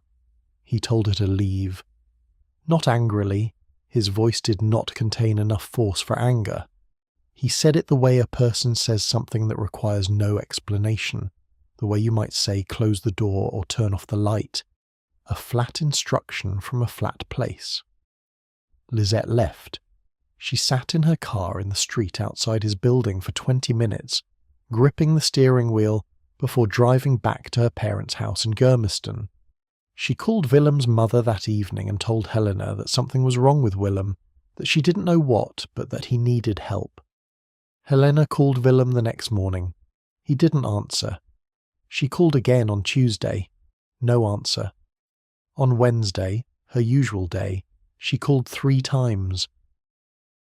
The phone rang and rang in the empty flat while Willem lay on the mattress in Marius's apartment in Bramfontein, 4 kilometres away, watching smoke curl toward a ceiling that had not been painted in a decade. 2 weeks later, Lisette ended the relationship. She did it by letter. 3 paragraphs on blue paper, delivered to his flat by post. She wrote that she loved him, but could not reach him, that he had become someone she did not recognize, and that she was not strong enough to watch whatever was happening to him continue to happen. She did not use the word drugs. She did not use the word addiction. She used the phrase, "You have gone somewhere I cannot follow," which was as close to the truth as language could carry without the specific knowledge that would have made it precise. Willem read the letter on a Friday evening. He folded it, placed it on the kitchen counter and smoked a pipe. He did not cry. The neurochemical infrastructure required for grief had been suppressed for so long that the emotion arrived as a dull pressure behind his eyes rather than tears. He understood, in an abstract way, that something important had just ended. But the understanding had no traction. It slid across the surface of his consciousness and fell off the edge. His father came once. Peter Roos drove from Germiston to Willem's flat on a Saturday afternoon in May 1983, after Helena had convinced him that their son needed to be seen in person. Peter knocked on the door for 5 minutes before Willem opened it. The flat was dark, unwashed, scattered with debris that Peter could not identify. Small plastic bags, burnt foil, glass fragments. The air tasted like something Peter had never encountered. Willem stood in the doorway wearing a t-shirt that hung from his shoulders like a flag on a still day. His collarbones jutted out sharp enough to cast shadows. Peter Roos was a man who solved problems with his hands, wiring, circuits, mechanical switches. He could diagnose a faulty signal relay in a railway junction box from the sound it made, but he had no diagnostic framework for what he was seeing in his son's flat. He stood in the doorway and looked at Willem, and Willem looked back, and between them stretched a distance that had nothing to do with the 2 meters of hallway, and everything to do with the fact that they had never, not once in 25 years, had a conversation about anything that could not be measured or repaired. Peter left after 15 minutes. He drove home, sat in his chair and opened Die Transvaler. He did not speak about the visit to Helena. He did not go back. The national picture in 1983 was accelerating at the same velocity as Willem's collapse. South Africa was now consuming an estimated 112 tons of methaqualone per year. The number is worth pausing on. A single Mandrax tablet contained roughly 300 milligrams of methaqualone. 112 tons translates to approximately 373 million tablets per year, in a country of 30 million people. Enough to give every man, woman and child 12 tablets each, every year, with millions left over. The drug had penetrated every layer of South African society, but its weight fell heaviest on the communities least equipped to bear it. In the Cape Flats, the vast wind-scoured sprawl of townships outside Cape Town, where the apartheid government had forcibly relocated coloured families under the Group Areas Act, Mandrax was the dominant recreational drug, outstripping alcohol and Dega combined. In Chatsworth, outside Durban, Indian South African communities were being hollowed out by the same substance. In Soweto, in Alexandra, in Mamelodi, in Tembisa, every major black township had its own Mandrax economy, its own network of dealers, its own generation of young men and women whose futures were being narrowed to the width of a bottleneck. The apartheid government's response was enforcement, raids, arrests, mandatory minimum sentences, the Abuse of Dependence Producing Substances and Rehabilitation Centres Act of 1971 gave police sweeping powers to arrest users and commit them to state-run rehabilitation facilities. In practice, the raids targeted black, coloured and Indian neighbourhoods almost exclusively. White users like Willem existed in a statistical blind spot, present, growing in number, but largely invisible to a law enforcement system that associated drug abuse with non-white populations. A young physician named Hendrika Botha was beginning to challenge this blind spot. Dr. Botha worked at a rehabilitation clinic in Parktown, a leafy Johannesburg suburb that seemed geographically and psychologically distant from the townships where the Mandrax epidemic was most visible. Her patients were mixed, black, coloured, Indian and white, and what she was seeing in her intake interviews contradicted the official narrative that this was a problem contained within specific racial groups. She documented cases of white professionals, lawyers, accountants, engineers, pharmacists, who had arrived at her clinic in states of advanced methaqualone dependency. Men and women from suburbs like Germiston and Randburg and Sandton, from families that voted National Party and went to church and believed that their world was fundamentally separate from the world where drugs circulated. Dr. Botha noted a pattern in her files. The white patients almost always arrived later in their addiction than the black patients, not because their addiction progressed more slowly, but because the social architecture around them, the white coat, the steady job, the suburb, the family that looked the other way, allowed them to hide longer. She also noted something else, something that appeared in her patient interviews so consistently it could not be coincidence. When she asked her patients why they used, not how they started, but why they continued, the answers, stripped of their individual details, converged on a single theme. The drug made the world bearable. For her black patients, this meant bearable in the most literal sense. The humiliation of pass laws, the violence of police, the grinding poverty enforced by a system designed to extract labour while withholding dignity. For her white patients, the bearability was different in texture but similar in depth. The unspoken weight of living inside a system they benefited from but could not examine. The claustrophobia of a culture that demanded conformity and punished introspection. The vast, unacknowledged guilt that pressed down from above like a low ceiling in a room with no windows. Dr. Botha did not publish these observations, not yet. The political climate would not have tolerated a paper suggesting that white South Africans were using drugs to cope with the moral costs of apartheid. The suggestion would have been career-ending, so she kept her notes in a locked drawer in her office and continued treating patients one at a time and watching the numbers climb. By the end of 1983, her clinic had a 3-month waiting list. The majority of the people on that list would never make it through the door. Back in Lenasia, Faisal Musa's empire had reached a scale that drew a different kind of attention.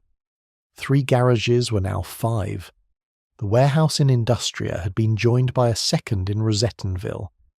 Monthly output had crossed the 500,000 tablet mark, and Faisal had begun supplying not only the Johannesburg market, but also networks in Durban, Pretoria, and the Eastern Cape.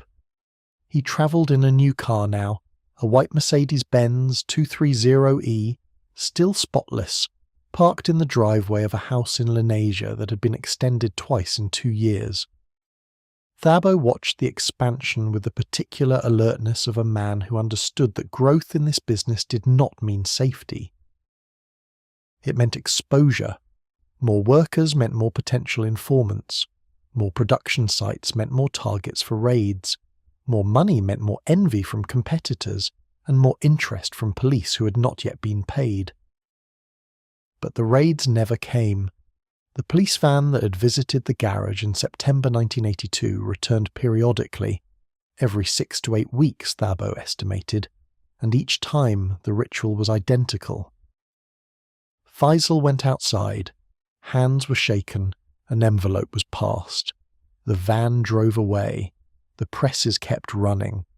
Thabo began noticing the envelopes were getting thicker, the visits were getting shorter. Whatever arrangement existed between Faisal and the men in uniform, it was not fraying. It was consolidating. And Thabo, who had grown up in a township where the police were not protectors but occupiers, who had sat in his mother's house in 1976 and listened to gunshots that came from police weapons aimed at children, Thabo was not surprised that the police were corrupt.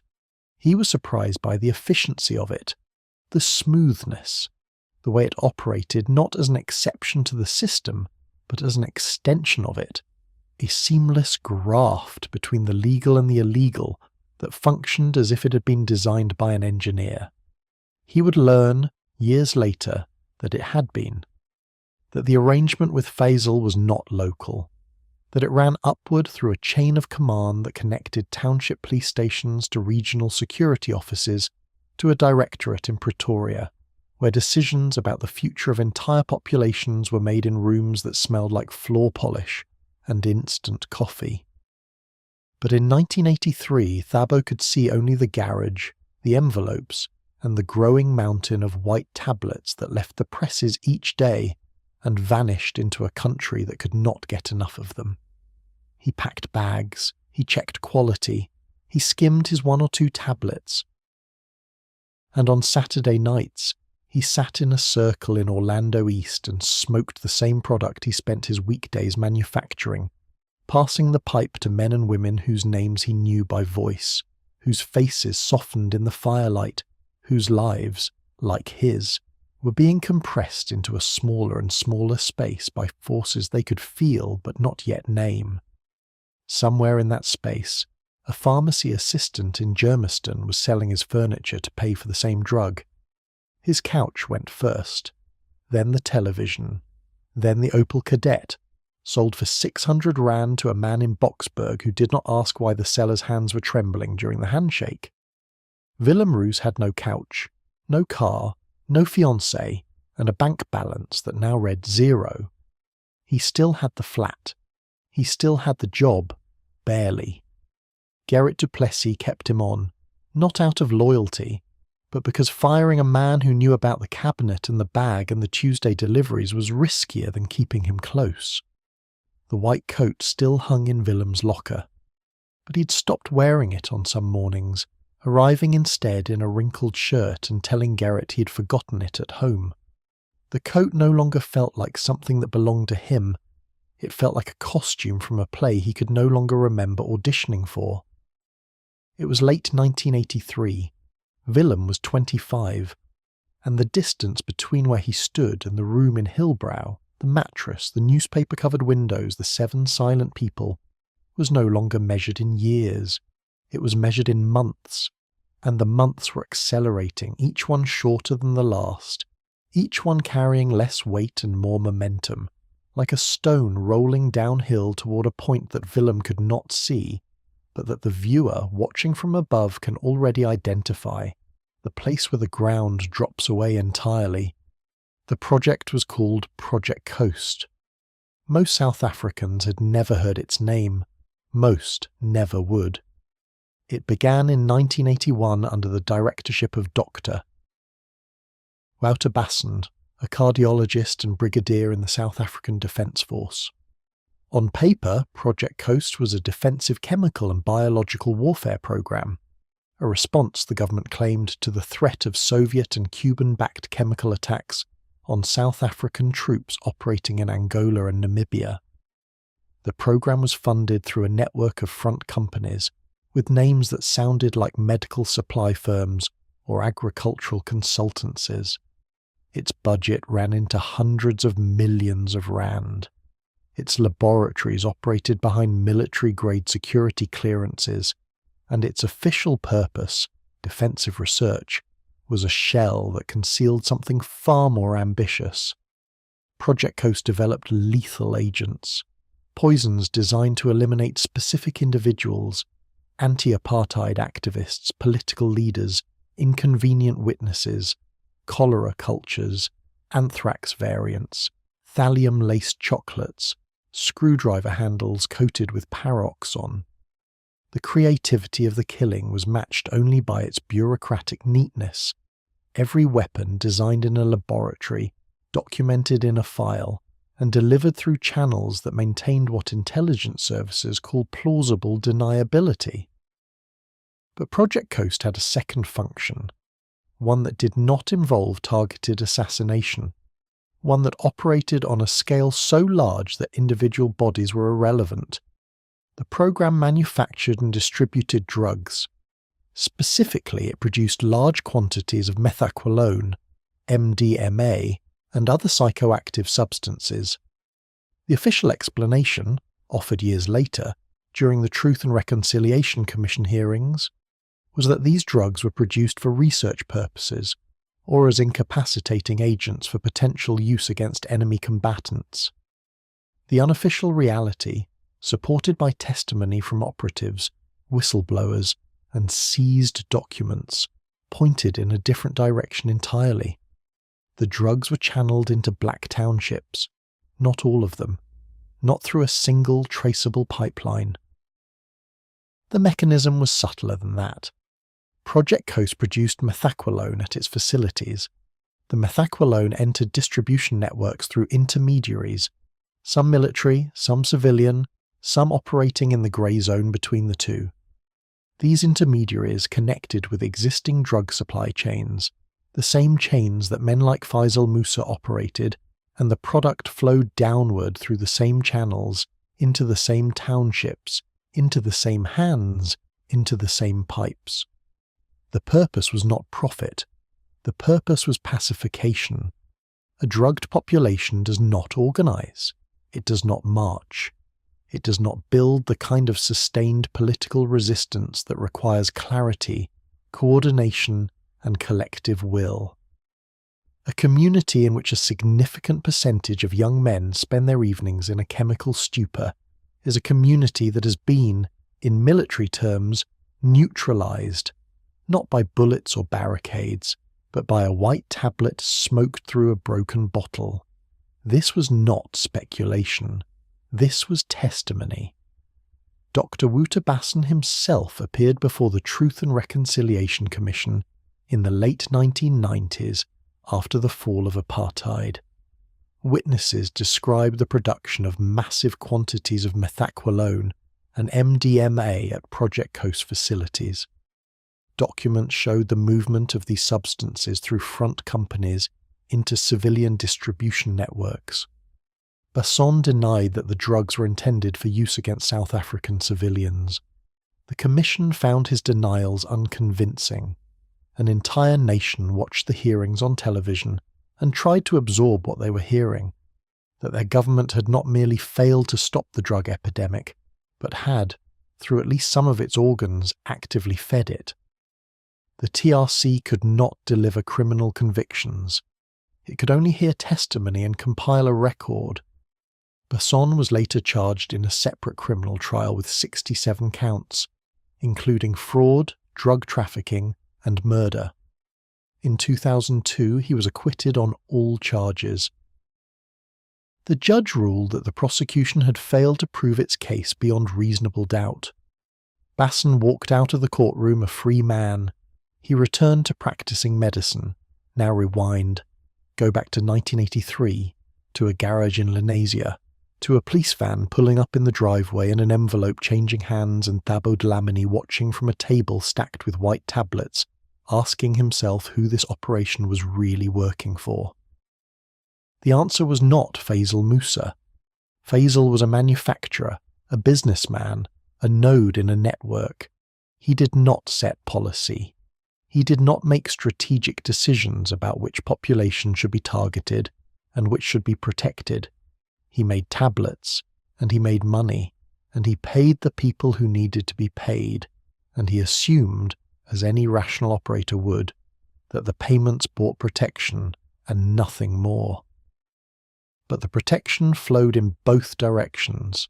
Faisal's operation was allowed to exist not merely because he paid bribes, but because the product he made served a function that certain elements within the state considered useful.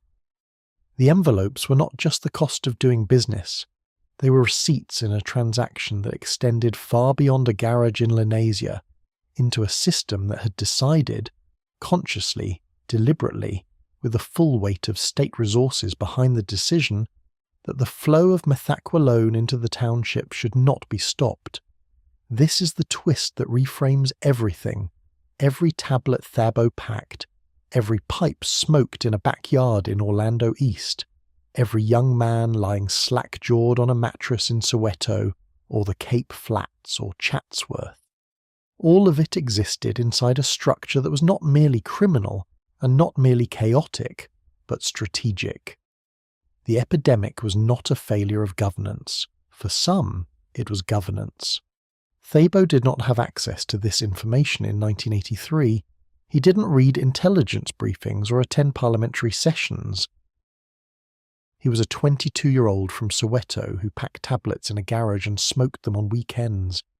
But he had instincts sharpened by a lifetime of living under a system that treated him as a resource to be managed, not a citizen to be served. And those instincts told him that the smoothness of Faisal's protection, the regularity of it, the lack of any real pressure from law enforcement, the way the operation grew year after year without consequence, was not the product of one man's cleverness. It was architecture, built by someone with a larger blueprint. He began paying attention in ways he had not before. He noticed that Faisal's shipments of raw powder, which arrived in bulk by truck from the Mozambique border, were never intercepted. Not once. Other dealers in Lenasia were raided, their stocks confiscated, their workers arrested. But Faisal's trucks passed through roadblocks without inspection, as if carrying a stamp that was invisible but universally recognized. Thabo noticed that the police who visited the garage were not low-ranking constables acting on their own initiative. Their shoulder insignia indicated ranks that should not have been involved in routine township patrols. These were men with authority, not foot soldiers collecting pocket money. He noticed too that the distribution was not random. Faisal's network did not sell equally to all neighbourhoods. The bulk of the output went to the townships, Soweto, Alexandra, Tembisa. The white suburbs received a trickle by comparison. The pricing reflected this. Tablets were cheaper in the townships than in Hillbrow or Braamfontein, which made no economic sense unless the goal was not to maximise profit, but to maximise penetration into specific communities. Thabo kept these observations to himself. Sharing them would have been dangerous for reasons that went beyond Faisal's temper. If the system protecting the operation extended as high as Thabo suspected, then the people who would want him silenced were not small-time criminals. They were the state itself, and the state, in 1980s South Africa, had demonstrated repeatedly and with great efficiency what it did to people who threatened its interests. So Thabo packed tablets. He checked quality. He smoked his pipe on Saturdays. And he carried his suspicions like a stone in his pocket, heavy, always present, impossible to set down. Willem during this same period knew nothing of Project Coast, nothing of state complicity, nothing of the architecture behind the epidemic. Willem's world had contracted to a radius measured in city blocks. Kempston Pharmacy to his flat to Marius's apartment, to the dealer on Claim Street to the dealer on Twist Street when the one on Claim was dry. His map of Johannesburg had been redrawn by need, every landmark replaced by a supply point or a smoking location. In early 1984, Gerrit du Plessis finally let him go. The termination was quiet, almost gentle. Gerrit handed Willem his final paycheck and told him not to come back. He did not mention the cabinet, the deliveries, the audit, or the fact that Willem had been visibly intoxicated during his last 3 shifts. He simply closed the door. Willem stood on Jeppe Street in the midday sun, holding an envelope containing 412 rand, and realised that the last structural support in his life, the job, the routine, the coat, had been removed. He did not look for other work. The idea of a job interview, of explaining the gap in his employment, of standing behind a new counter with steady hands and clear eyes, belonged to a category of effort that his brain could no longer generate.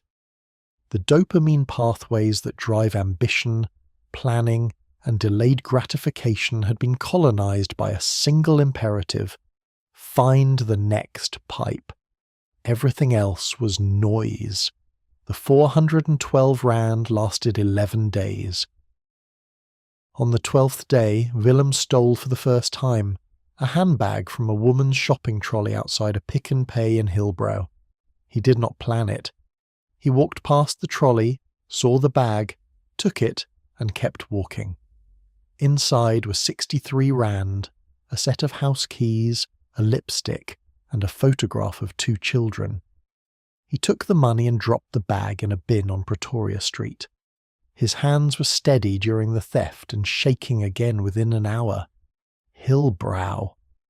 That was where Willem ended up, as if drawn by gravitational pull toward the neighbourhood that most closely matched his internal state. Once one of Johannesburg's most desirable addresses, high-rise apartments with views of the city, restaurants, cinemas, a European cosmopolitan energy, Hillbrow in 1984 was in freefall.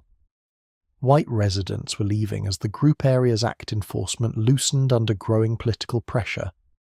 Black, coloured and Indian residents were moving in, drawn by proximity to the city centre and pushed by overcrowding in the townships. The transition was chaotic, unmanaged, and exploited by every opportunist with a lease and a blind eye. Drug dealers operated from apartment balconies. Sex workers occupied the lobbies of buildings whose management companies had stopped answering phones. The streetlight on the corner of Pretoria and Kotze had been out for 3 months, and in its shadow, transactions occurred around the clock. Mandrax, dagger, stolen goods, anything that could be exchanged for cash or its equivalent. Willem rented a room in a building on Quartz Street. The room had a mattress, a sink, and a window that faced a wall.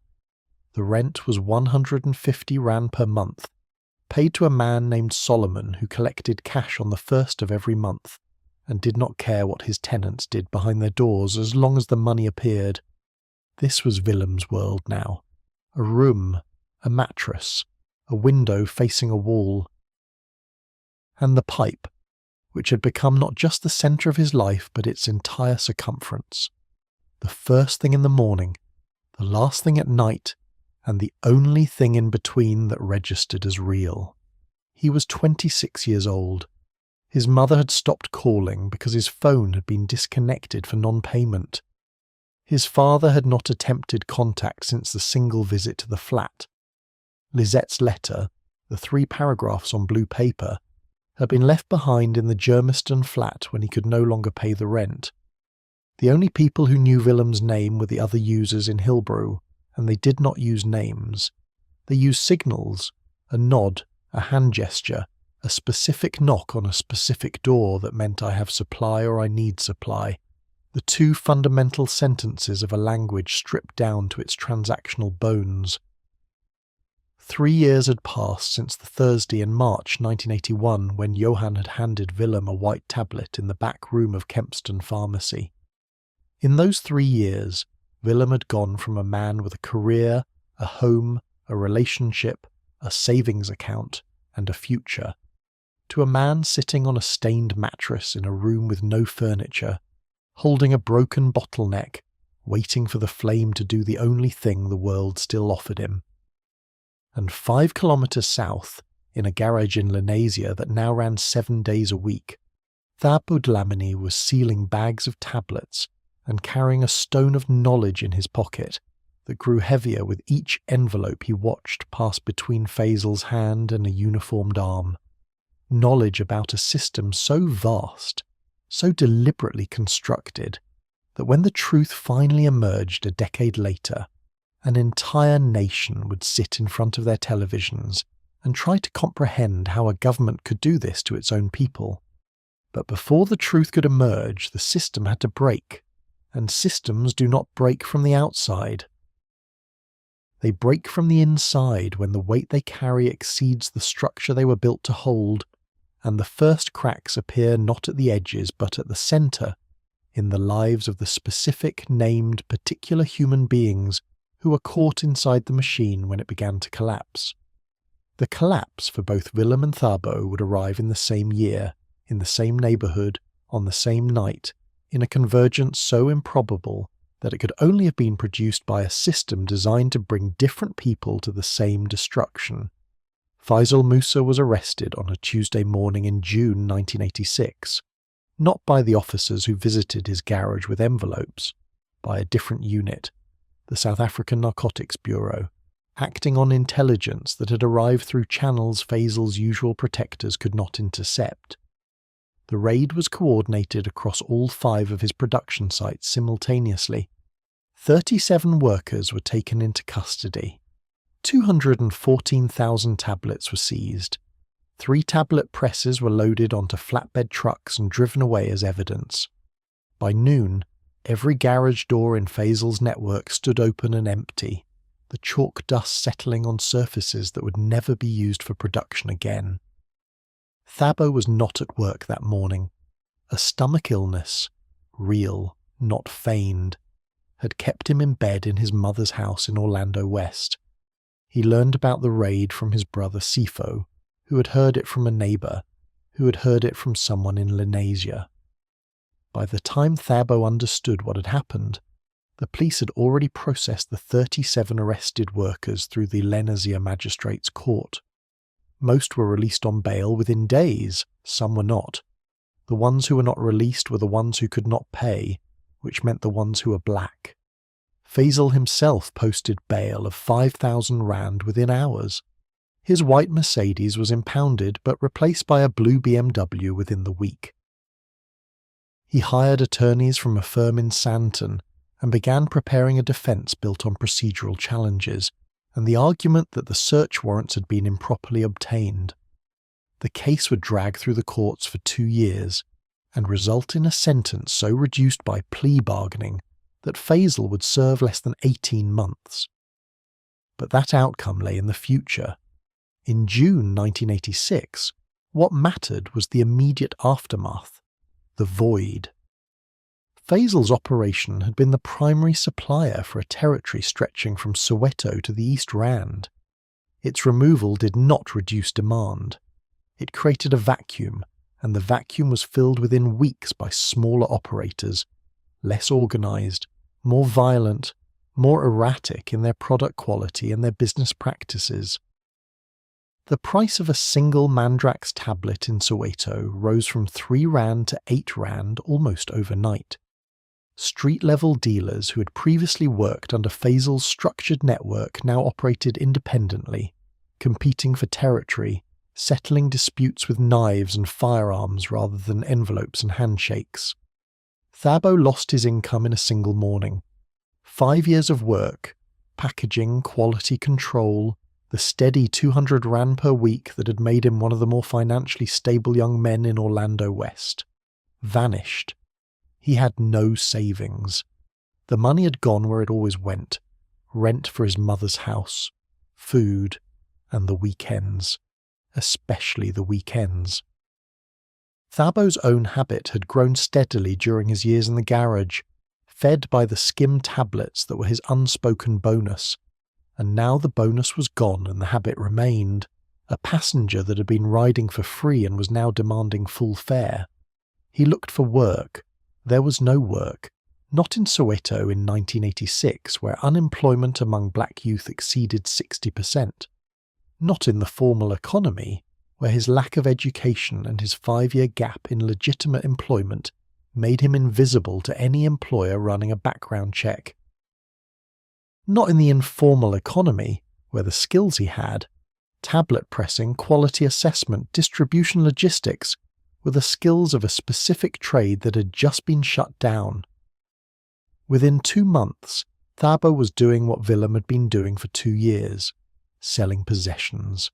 His radio went first, the one Sifo had bought with his early drug money, the one that had sat on the shelf in the front room playing Brenda Fassie and Humus Secular on Saturday mornings. then his shoes, the good pair, leather, kept clean for church visits he no longer made, then items that were not his to sell, a cooking pot from his mother's kitchen, a blanket from the cupboard, small things that disappeared gradually enough to avoid immediate detection. His mother noticed. Of course she noticed. She had raised 2 sons in a 4-room house where nothing could be hidden for long. She confronted Thabo not with anger, but with a silence that lasted 3 days, a silence more devastating than any words, because it contained the full weight of a woman who had cleaned white people's houses for 20 years to keep her family together, and was now watching one of her sons dismantle that family from the inside. Thabo left home in August 1986. He told his mother he was staying with a friend. The friend was a man named Bongani, who lived in a shack in the sprawling informal settlement behind Meadowlands, and the shack was not a home but a smoking den, a place where 6 or 7 people gathered each night to pool their resources and share a pipe, because sharing was the only way to afford a habit that had outgrown every individual's capacity to fund it alone. The den operated on a simple economy. Everyone contributed what they could: money, tablets, dagger, stolen goods that could be traded for tablets. The contributions were pooled, the pipe was shared, and the evening passed in communal silence. No one spoke much. Speech required effort that the drug did not leave available. They sat, they smoked, they drifted into the warm interior space that the methaqualone carved out of the brain, and they stayed there until the drug released them back into a world that felt colder and sharper each time they returned to it. Bongani's shack was in Soweto. Willem's room was in Hillbrow, 30 kilometres apart. 2 different worlds under apartheid's geography. But the interior of a smoking den looked the same regardless of its address. The stained mattress, the burnt glass, the slackened faces, the chemical haze hanging in still air. The drug had created its own territory, its own nation within a nation, and its borders were not drawn by race or geography, but by need. By late 1986, Willem had been living in Hillbrow for 2 years. The room on Quart Street was gone. He'd stopped paying Solomon months ago, and had been locked out without ceremony. He moved through a series of temporary arrangements, each one lower than the last. A week in a stairwell, 3 nights in an abandoned flat on Claim Street where the plumbing had burst and the bathroom floor was a shallow pool of brown water. A month in a room shared with 4 other users, all contributing rent sporadically, all understanding that the arrangement would last only until the landlord noticed or the money stopped. His body was announcing its damage in a language he had been trained to read. The tremor in his hands was now visible at arm's length. His gums had receded to the point where his front teeth appeared longer than they were, an illusion created by exposed root. Chronic malnutrition had given his skin a grey, papery quality. The subcutaneous fat layer had been metabolized months ago, and what remained was a surface stretched tight over bone. His liver was enlarged, palpable below the right rib cage if he pressed his fingers there, which he did sometimes in the mornings, gently, the way a mechanic might touch a cracked engine block. Diagnostic, not curative. He knew what the symptoms meant. The pharmaceutical training had not left him entirely. Somewhere in the degraded architecture of his memory, the textbook information persisted. Hepatotoxicity, renal stress, peripheral neuropathy, cognitive decline. He could still name the conditions. He could no longer act on the names. The distance between knowing and doing had become infinite, bridged only by the pipe, which did not solve the medical problems but dissolved the awareness of them, which in the logic of addiction amounts to the same thing. There were moments of clarity. They arrived without warning, usually in the early mornings, in the gap between the last dose wearing off and the next dose becoming available. Brief windows, sometimes 5 minutes, sometimes an hour, when the chemical fog thinned and Willem could see himself from the outside, as if standing on a balcony looking down at a stranger sitting on a mattress in a dark room. In those moments, he felt something that was not quite emotion, and not quite thought, but existed in the space between, a kind of pressure, like air trapped in a sealed container. He could not cry. He had not cried since 1983. He could not articulate what he felt, because the vocabulary of introspection had been eroded along with the neural pathways that supported it. All he could do was sit with the pressure until the next pipe dissolved it, and then the window closed, and the stranger on the mattress was no longer a stranger but himself again, and the balcony disappeared. One morning in February 1987, during one of these windows he found himself walking. Not toward a dealer or a den, just walking. East on Pretoria Street, past the broken streetlight, past the adult cinema with its blacked-out windows, past a church, an actual church, a small brick building wedged between two apartment blocks, whose door was open. He stopped. He stood on the pavement and looked at the open door for what a passerby might have estimated as 2 minutes. Then he turned around and walked to a den on Kaptein Street and smoked until the morning's clarity was safely buried. He did not enter the church.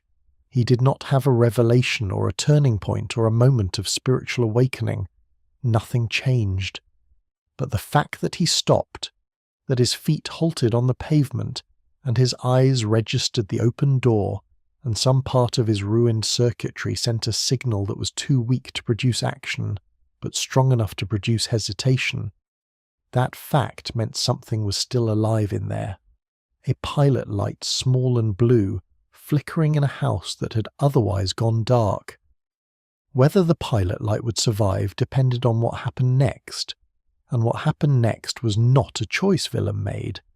It was an event that arrived from outside, on a night in July 1987, in the form of a police raid that would bring two men together in a room and force both of them to the floor, face down, side by side, in the position that the system had always intended for them. Horizontal, powerless, indistinguishable. The raid hit the building on Kaptein Street at 2 a.m. on a Thursday. 12 officers, 3 vehicles. The door came down with a single blow from a steel battering ram. The noise alone, the metallic crash, the splintering of wood, the shouts of men trained to generate maximum disorientation, was enough to cause 2 of the 7 occupants of the room to lose bladder control. The chemical haze was still thick in the air. The officers entered wearing no masks, and several would later report headaches and dizziness from the residual Methaqualone smoke. Willem was on the mattress. He had been mid-pipe when the door collapsed. The bottleneck fell from his hands and shattered on the concrete floor. He did not run. Running required a neurological response time that the drug had reduced to near 0. He lay flat, arms spread, face against the mattress, and felt hands on his back pressing him down, though he was already as far down as a human body could go. Beside him, pressed to the same floor, was a man he had never seen before. The man was black, mid-20s, thin in the way that chronic users are thin, not the leanness of fitness, but the wasting of a body consuming itself for fuel. His face was turned toward Willem, and their eyes were less than a metre apart. Neither spoke. Neither could have spoken. The drug and the shock had stripped them both to the same raw state, prone, trembling, emptied of everything except the animal awareness of bodies being handled by other bodies. The man was Thabo Dlamini. Thabo had arrived at the Kaptein Street den 3 weeks earlier, part of the migration of users who drifted between Soweto and Hillbrow following the supply.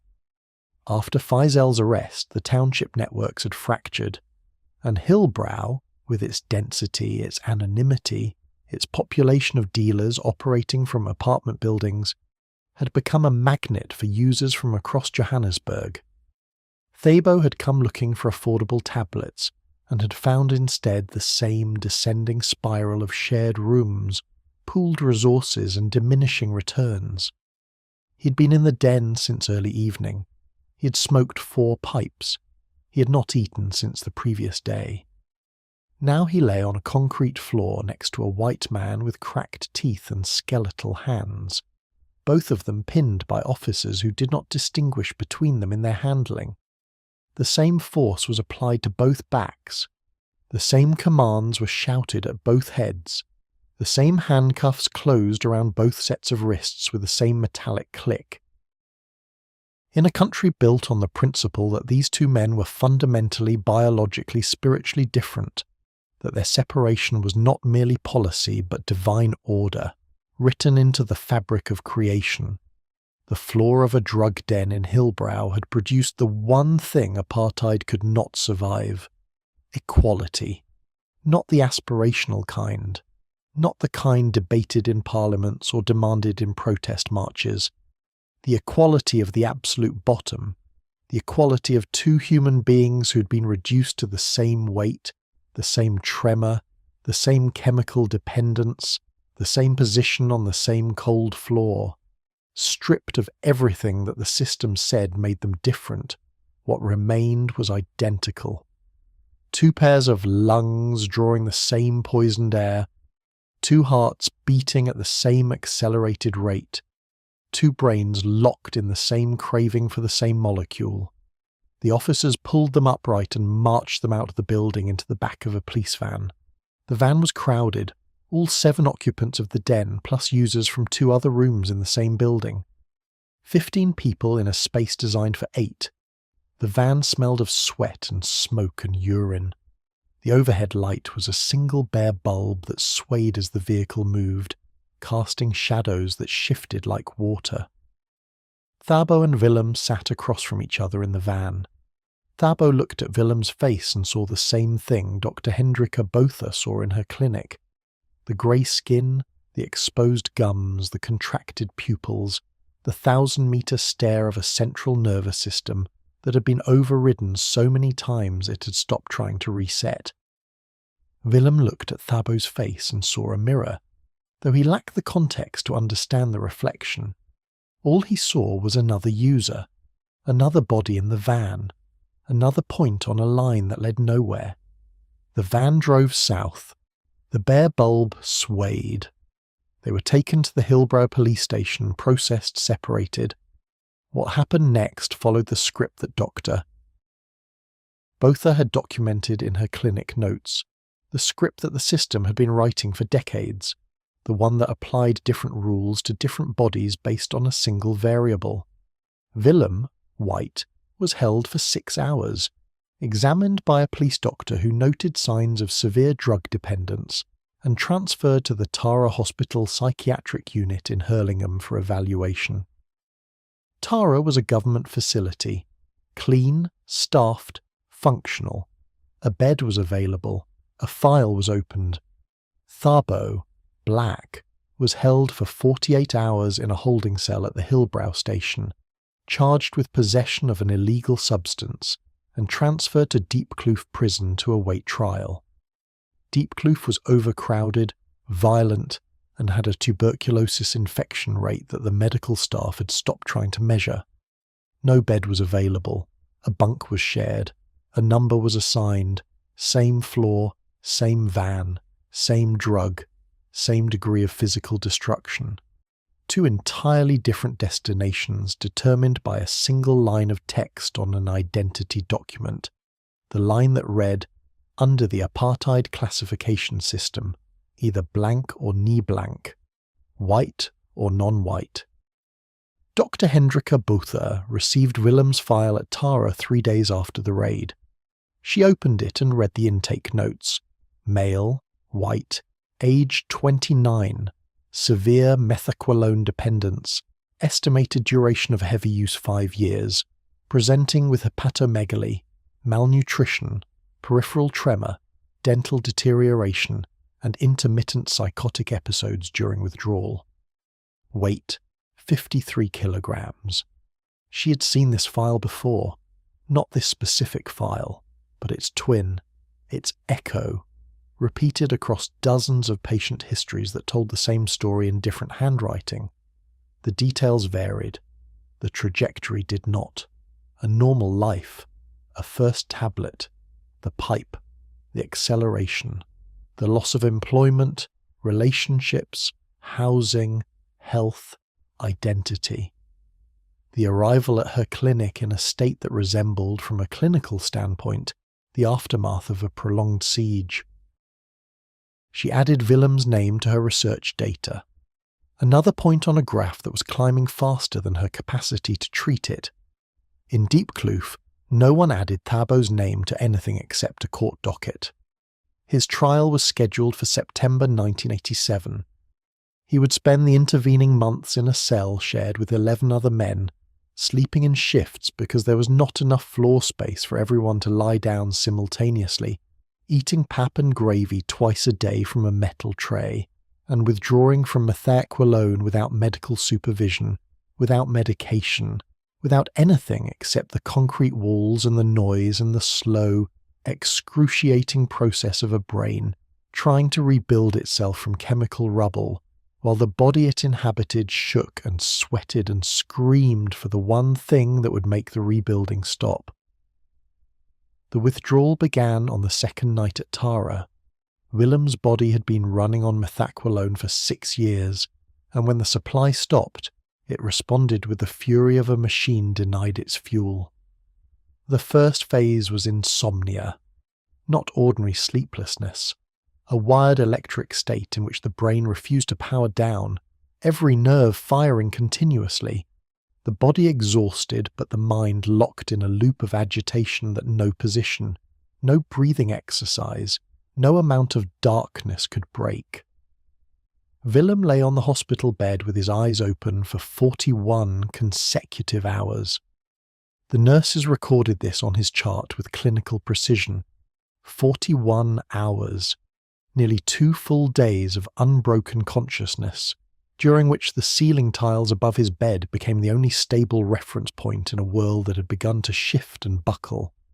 The tremors came next, not the fine vibration he had felt in his fingers for years, full body shaking, originating in the core and radiating outward, visible through the bedsheet, strong enough to rattle the metal bed frame against the linoleum floor.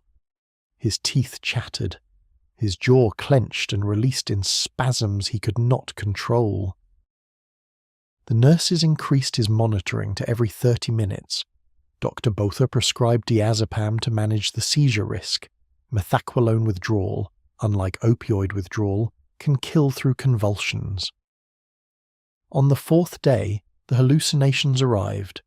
Willem saw insects crawling on the walls, hundreds of them, shiny and black, moving in coordinated patterns that seemed to carry meaning.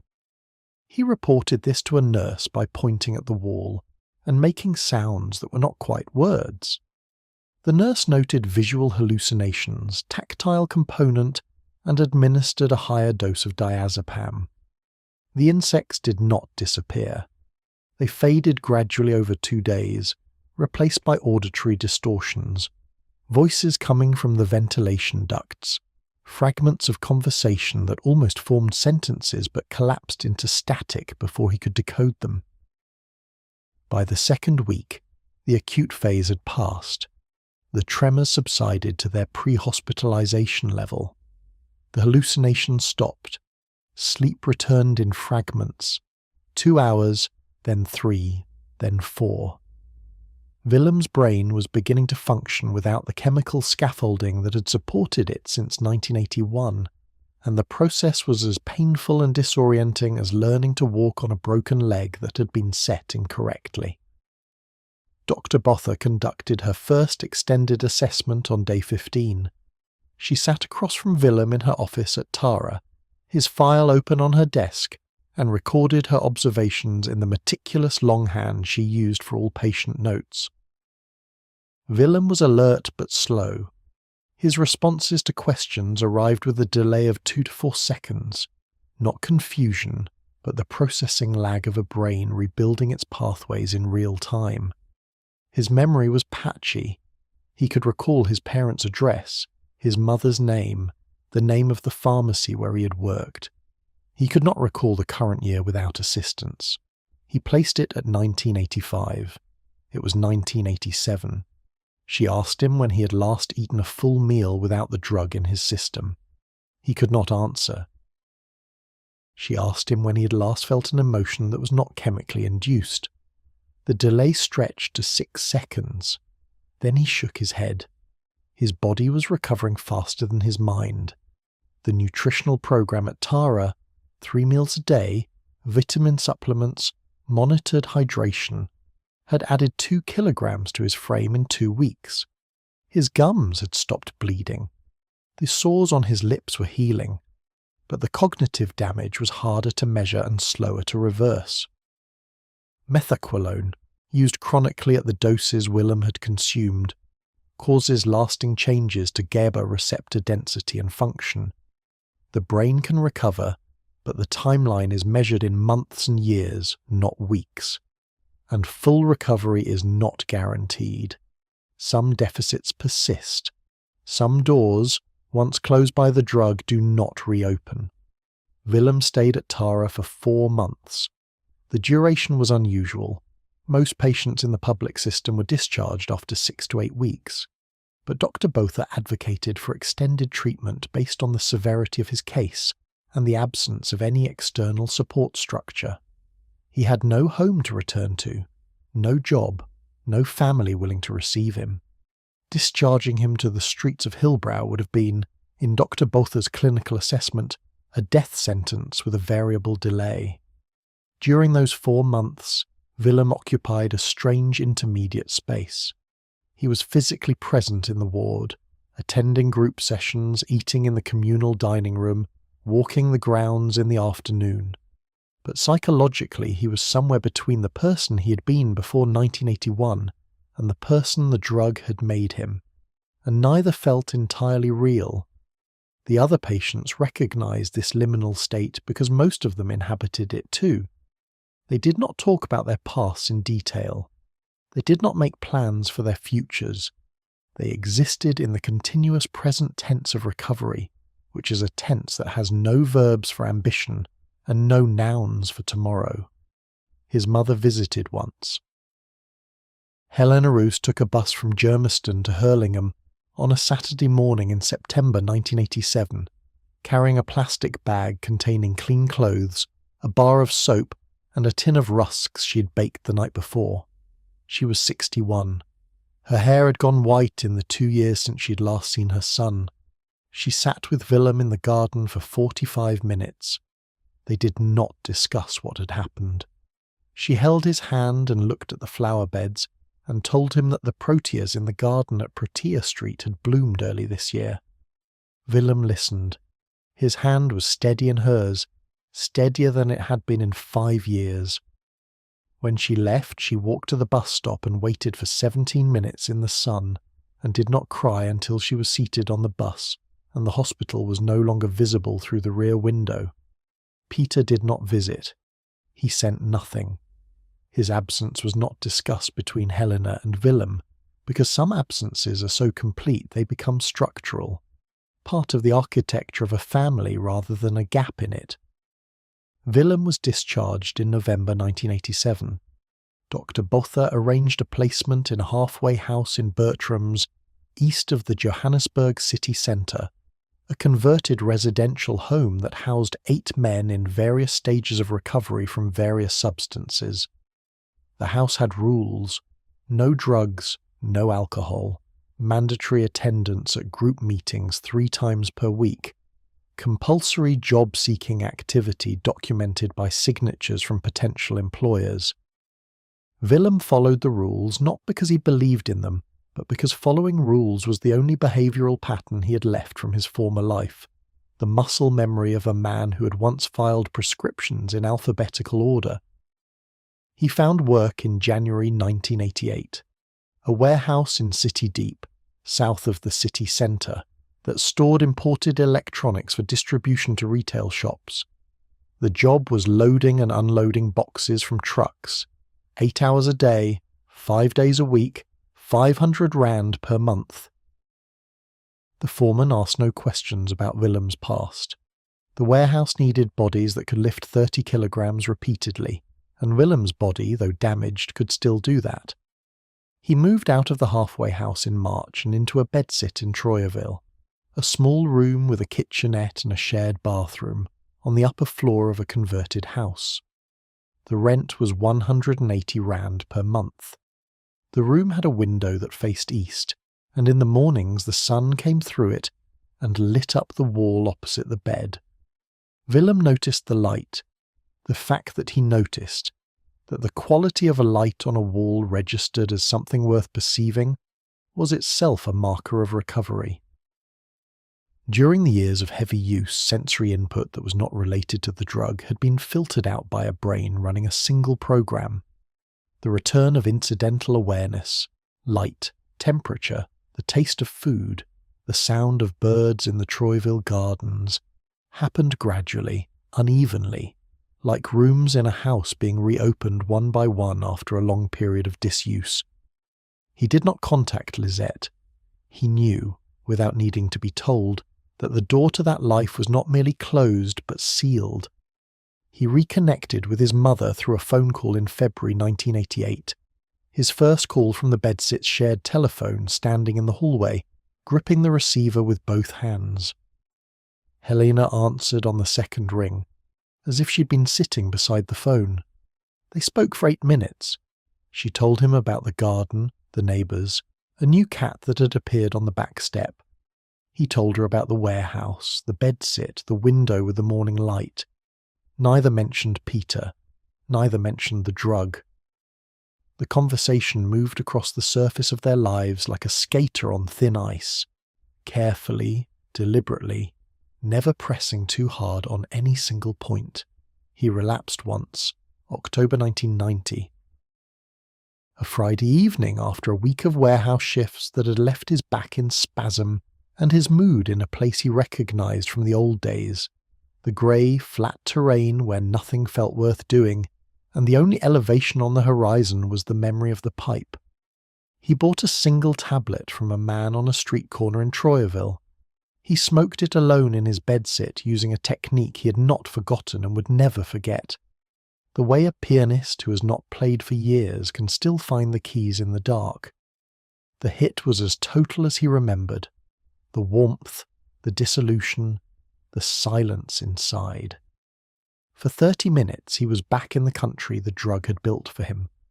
Borderless, painless, without time. The come down was worse than he remembered. Not physically. One dose after 3 years of sobriety did not trigger the full cascade of withdrawal. But psychologically, the return was devastating.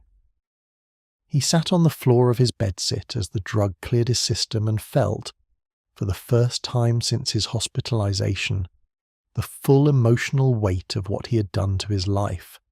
Not the facts of it, the facts he knew. The weight. 6 years of destruction, pressed into a single hour of clarity that arrived after the drug had thinned enough to let feeling through. He did not smoke again, not because of willpower, because the weight was more useful than the warmth. The weight was real. It connected him to the damage, to the people he had hurt, to the years he had lost. The warmth erased all of that, and he understood now, in a way he could not have understood at 23 or 25, that erasure was not relief. It was just another form of loss. Thabo Dlamini's path after the Capteen Street raid followed a different geometry. His trial took place in September 1987, as scheduled. He was represented by a legal aid attorney who handled 47 cases that month and had spent less than 20 minutes preparing Thabo's file. The charge was possession of a dependence-producing substance. The evidence was the residue found on his fingers and the pipe fragments in the room. The sentence was 18 months at Deep Kloof. 18 months for sitting in a room with a pipe. In the same justice system, in the same year, Willem Roos had been sent to a hospital. Thabo served his time. Deep Kloof in 1987 was a holding facility for men who had been processed by a system that viewed them as numbers, not patients. There was no drug rehabilitation program. There were no counsellors, no support groups, no medical professionals specialising in addiction.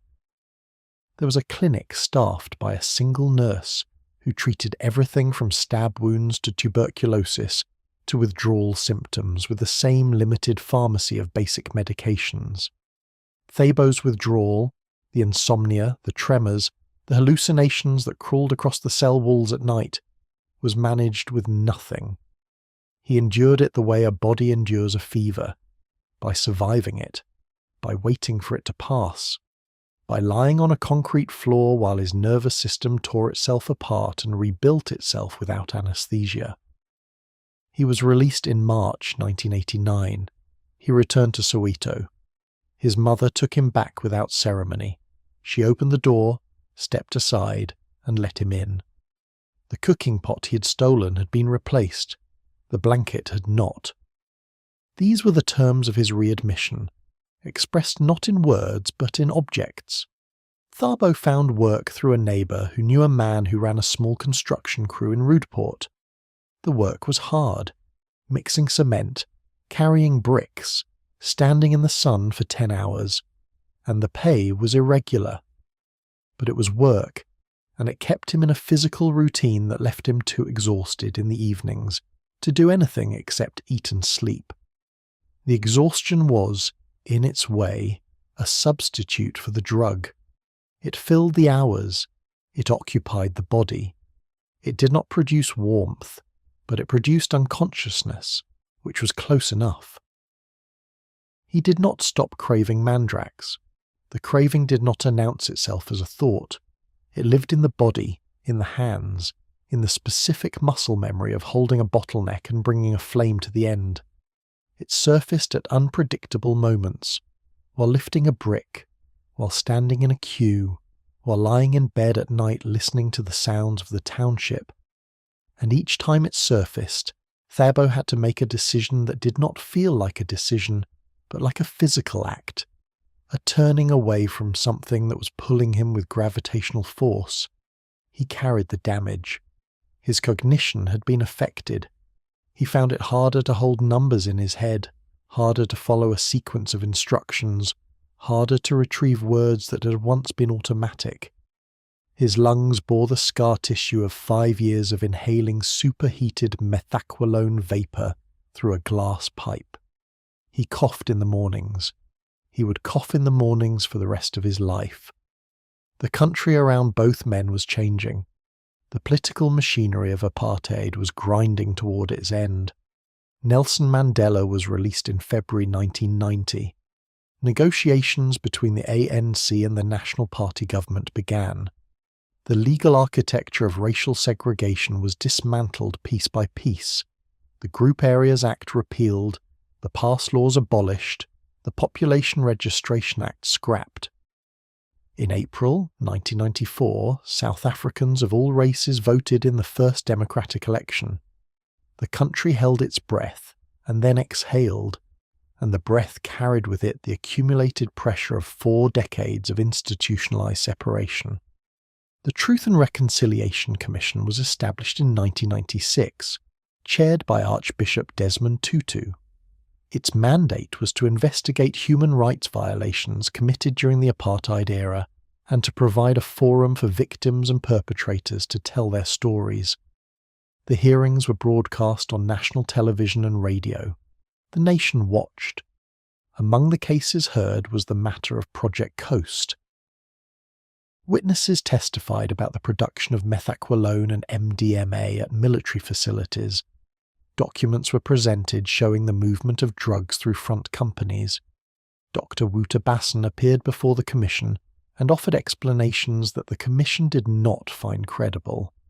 The scope of what was revealed, a state apparatus that had manufactured narcotics and channeled them into the communities it was supposed to govern, was absorbed by the public with a stunned numbness that comes from learning something too large to process in real time. No one was imprisoned for Project Coast drug operations. Basson's criminal trial, conducted separately from the TRC, ended in acquittal. The front companies were dissolved. The laboratories were closed. The files were archived. The matter was, in the language of bureaucracy, concluded. Dr. Hendrika Botha published her research in 1997, a paper documenting patterns of methaqualone addiction across racial groups in Johannesburg between 1983 and 1993. The paper was cited in 3 academic journals and 1 government report on substance abuse policy. It did not change policy. It did not trigger a national rehabilitation program. It did not result in reparations for the hundreds of thousands of South Africans whose lives had been destroyed by a drug that their own government had, at minimum, failed to stop and at worst actively promoted. The Mandrax epidemic was acknowledged in post-apartheid South Africa the way a scar is acknowledged: visible, permanent, occasionally referenced, never fully treated. There were other scars competing for attention: the massacres, the detentions, the assassinations, the forced removals. The Mandrax crisis existed in a category that did not fit neatly into the narrative of political oppression. It was both a consequence of the system and a product of individual choices, and the line between the two was blurred enough that no single institution could be held responsible, and no single policy could be prescribed as remedy. Willem Roos lived in Troyerville until 1995, when he moved to a small flat in Malvern. He continued working at the warehouse in City Deep until 1999, when the company closed and he transferred to a similar position at a distribution centre in Germiston, the town where he had grown up, the town he had fled, the town whose streets and houses and low brick walls had not changed enough in 18 years to look like anything other than a memory made solid. He walked past 14 Protea Street once. The house looked the same. The garden was smaller than he remembered. His mother had died in 1996, a stroke, quick, while hanging laundry in the backyard. Peter had called the warehouse to inform Willem.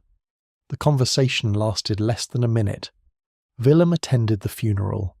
He stood at the back of the Dutch Reformed Church in Germiston and watched his father sit in the front pew, rigid, dry-eyed, alone. They did not speak at the service. They did not speak afterward. Peter died in 2003 without having had a single conversation with his son about what had happened. Willem never married. He lived alone. He worked. He attended NA meetings sporadically, enough to maintain a connection to the language of recovery, not enough to build the deep personal bonds that the program encourages. He remained thin. His hands still carried a faint tremor that he had learned to work around rather than cure. Thabo remained in Soweto. He worked construction until his body could no longer sustain it. The cough worsened through the 1990s, and by 2001, a chest X-ray revealed scarring consistent with chronic inhalation injury. He shifted to lighter work, gardening, odd jobs, the informal economy that had sustained him before Faisal and would sustain him after. He married in 1995, a woman named Nomsa who lived 3 streets away and who knew about his past because in Orlando West the past was not something you could leave behind. It lived in the neighbourhood. It was known. They had 2 children. Thabo did not discuss Mandrax with them. He did not need to. The white pipe was still present in Soweto, not as pervasive as in the 1980s, but present, burning in the same backyard spaces, sold by the same types of men, consumed by a new generation of young people whose circumstances had improved in some ways since the end of apartheid, but not in the ways that mattered most. Not in employment, not in housing, not in the daily texture of a life lived at the margins of an economy that had changed its laws but not its structure. This was the aftermath, not redemption, not justice, not the satisfying arc of a story that resolves into meaning. Just 2 men in 2 parts of the same city, carrying the residue of the same drug through the decades that followed, their lives shaped by a substance that had been introduced by pharmaceutical companies, distributed by criminal networks, facilitated by a government, and consumed by a nation, and that had never, despite everything, been fully accounted for. Because the story had one final act, and it did not take place in the past. Go back to the room from the beginning, Hillbrow, 4th floor, newspaper over broken windows, 7 people on a mattress that had lost its sheets months ago. A man kneeling in the centre, holding a broken bottleneck wrapped in electrical tape, his hands trembling with a rhythm that had nothing to do with cold. The viewer knows his name now, Willem Roos, 29 years old in that room, though his body read 50. The son of a railway technician and a schoolteacher, once a pharmacy assistant in a pressed white coat. Once a man with a savings account and a fiancée and a second-hand Opel Kadett. Beige, nothing special, but his. The viewer knows how he got there. A tablet from a co-worker on a Thursday night, a locked cabinet behind a pharmacy counter, a pipe in a back room, a slow-motion erasure of everything that separated a life from a void, carried out over 6 years with the cooperation of a pharmaceutical industry that introduced the poison, a criminal network that distributed it, a government that facilitated it, and a brain that, once the chemistry was altered, could not refuse it. The viewer knows what happened next. The raid, the floor, the man beside him, the hospital that received one of them, and the prison that received the other. The long, imperfect, incomplete recovery that followed for both, measured not in milestones but in mornings, each one a small negotiation between a body that remembered the drug and a mind that had decided, for reasons it could never fully articulate, to endure the absence. The viewer knows all of this now. The room looks different with knowledge inside it. The newspaper on the windows is not just poverty.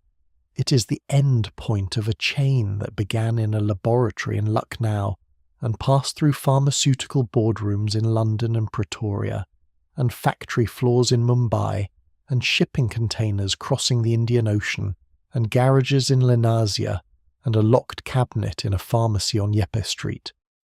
The broken bottleneck is not just paraphernalia. It is the delivery mechanism for a uniquely South African method of self-destruction.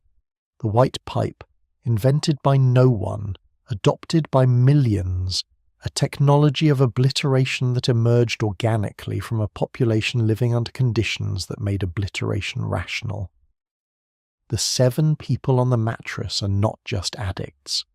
They are the product of a system, a specific, named, documented system, that manufactured both the conditions that made the drug desirable and, in some cases, the drug itself. That was 1987. This is what happened after the story was supposed to end. In 2004, the United Nations Office on Drugs and Crime published a report on global methaqualone trafficking. The report identified South Africa as the world's largest consumer of methaqualone. Not the largest in Africa, the largest on the planet. The same distinction it had held in 1985, nearly 20 years after the peak of the epidemic, after the fall of apartheid, after the Truth and Reconciliation Commission, after Project Coast was exposed and Basson was tried and acquitted, and the front companies were dissolved. After all of it, South Africa was still consuming more methaqualone than any other country on earth. The drug had not left. It had adapted. The supply routes shifted. India remained a major source of precursor chemicals, but domestic production increased. Clandestine laboratories in South Africa began synthesizing methaqualone from scratch, using recipes available in underground chemistry manuals and precursors sourced from the legitimate chemical industry. Mozambique remained a transit point. New routes opened through East Africa, Tanzania, Kenya, and through the Middle East. The global enforcement apparatus that had shut down methaqualone production in Europe and America in the 1970s and 1980s had never extended its full reach to Southern Africa, because Southern Africa had never been a priority. The drug had been forgotten by the world. South Africa had not been given the chance to forget. In the Cape Flats, the same wind-scoured townships outside Cape Town where Mandrax had devastated coloured communities in the 1980s, the white pipe was still burning in the 2000s. Gang structures that had formed during the apartheid era to control drug territory had evolved into sophisticated criminal enterprises, and Mandrax remained their most profitable product. The Americans' gang, the hard livings, the sexy boys. Names that sounded absurd on paper and translated into body counts on the ground. Young men who had not been born when Willem Roos first swallowed a tablet in a pharmacy back room were now smoking the same drug through the same type of pipe, in the same type of room.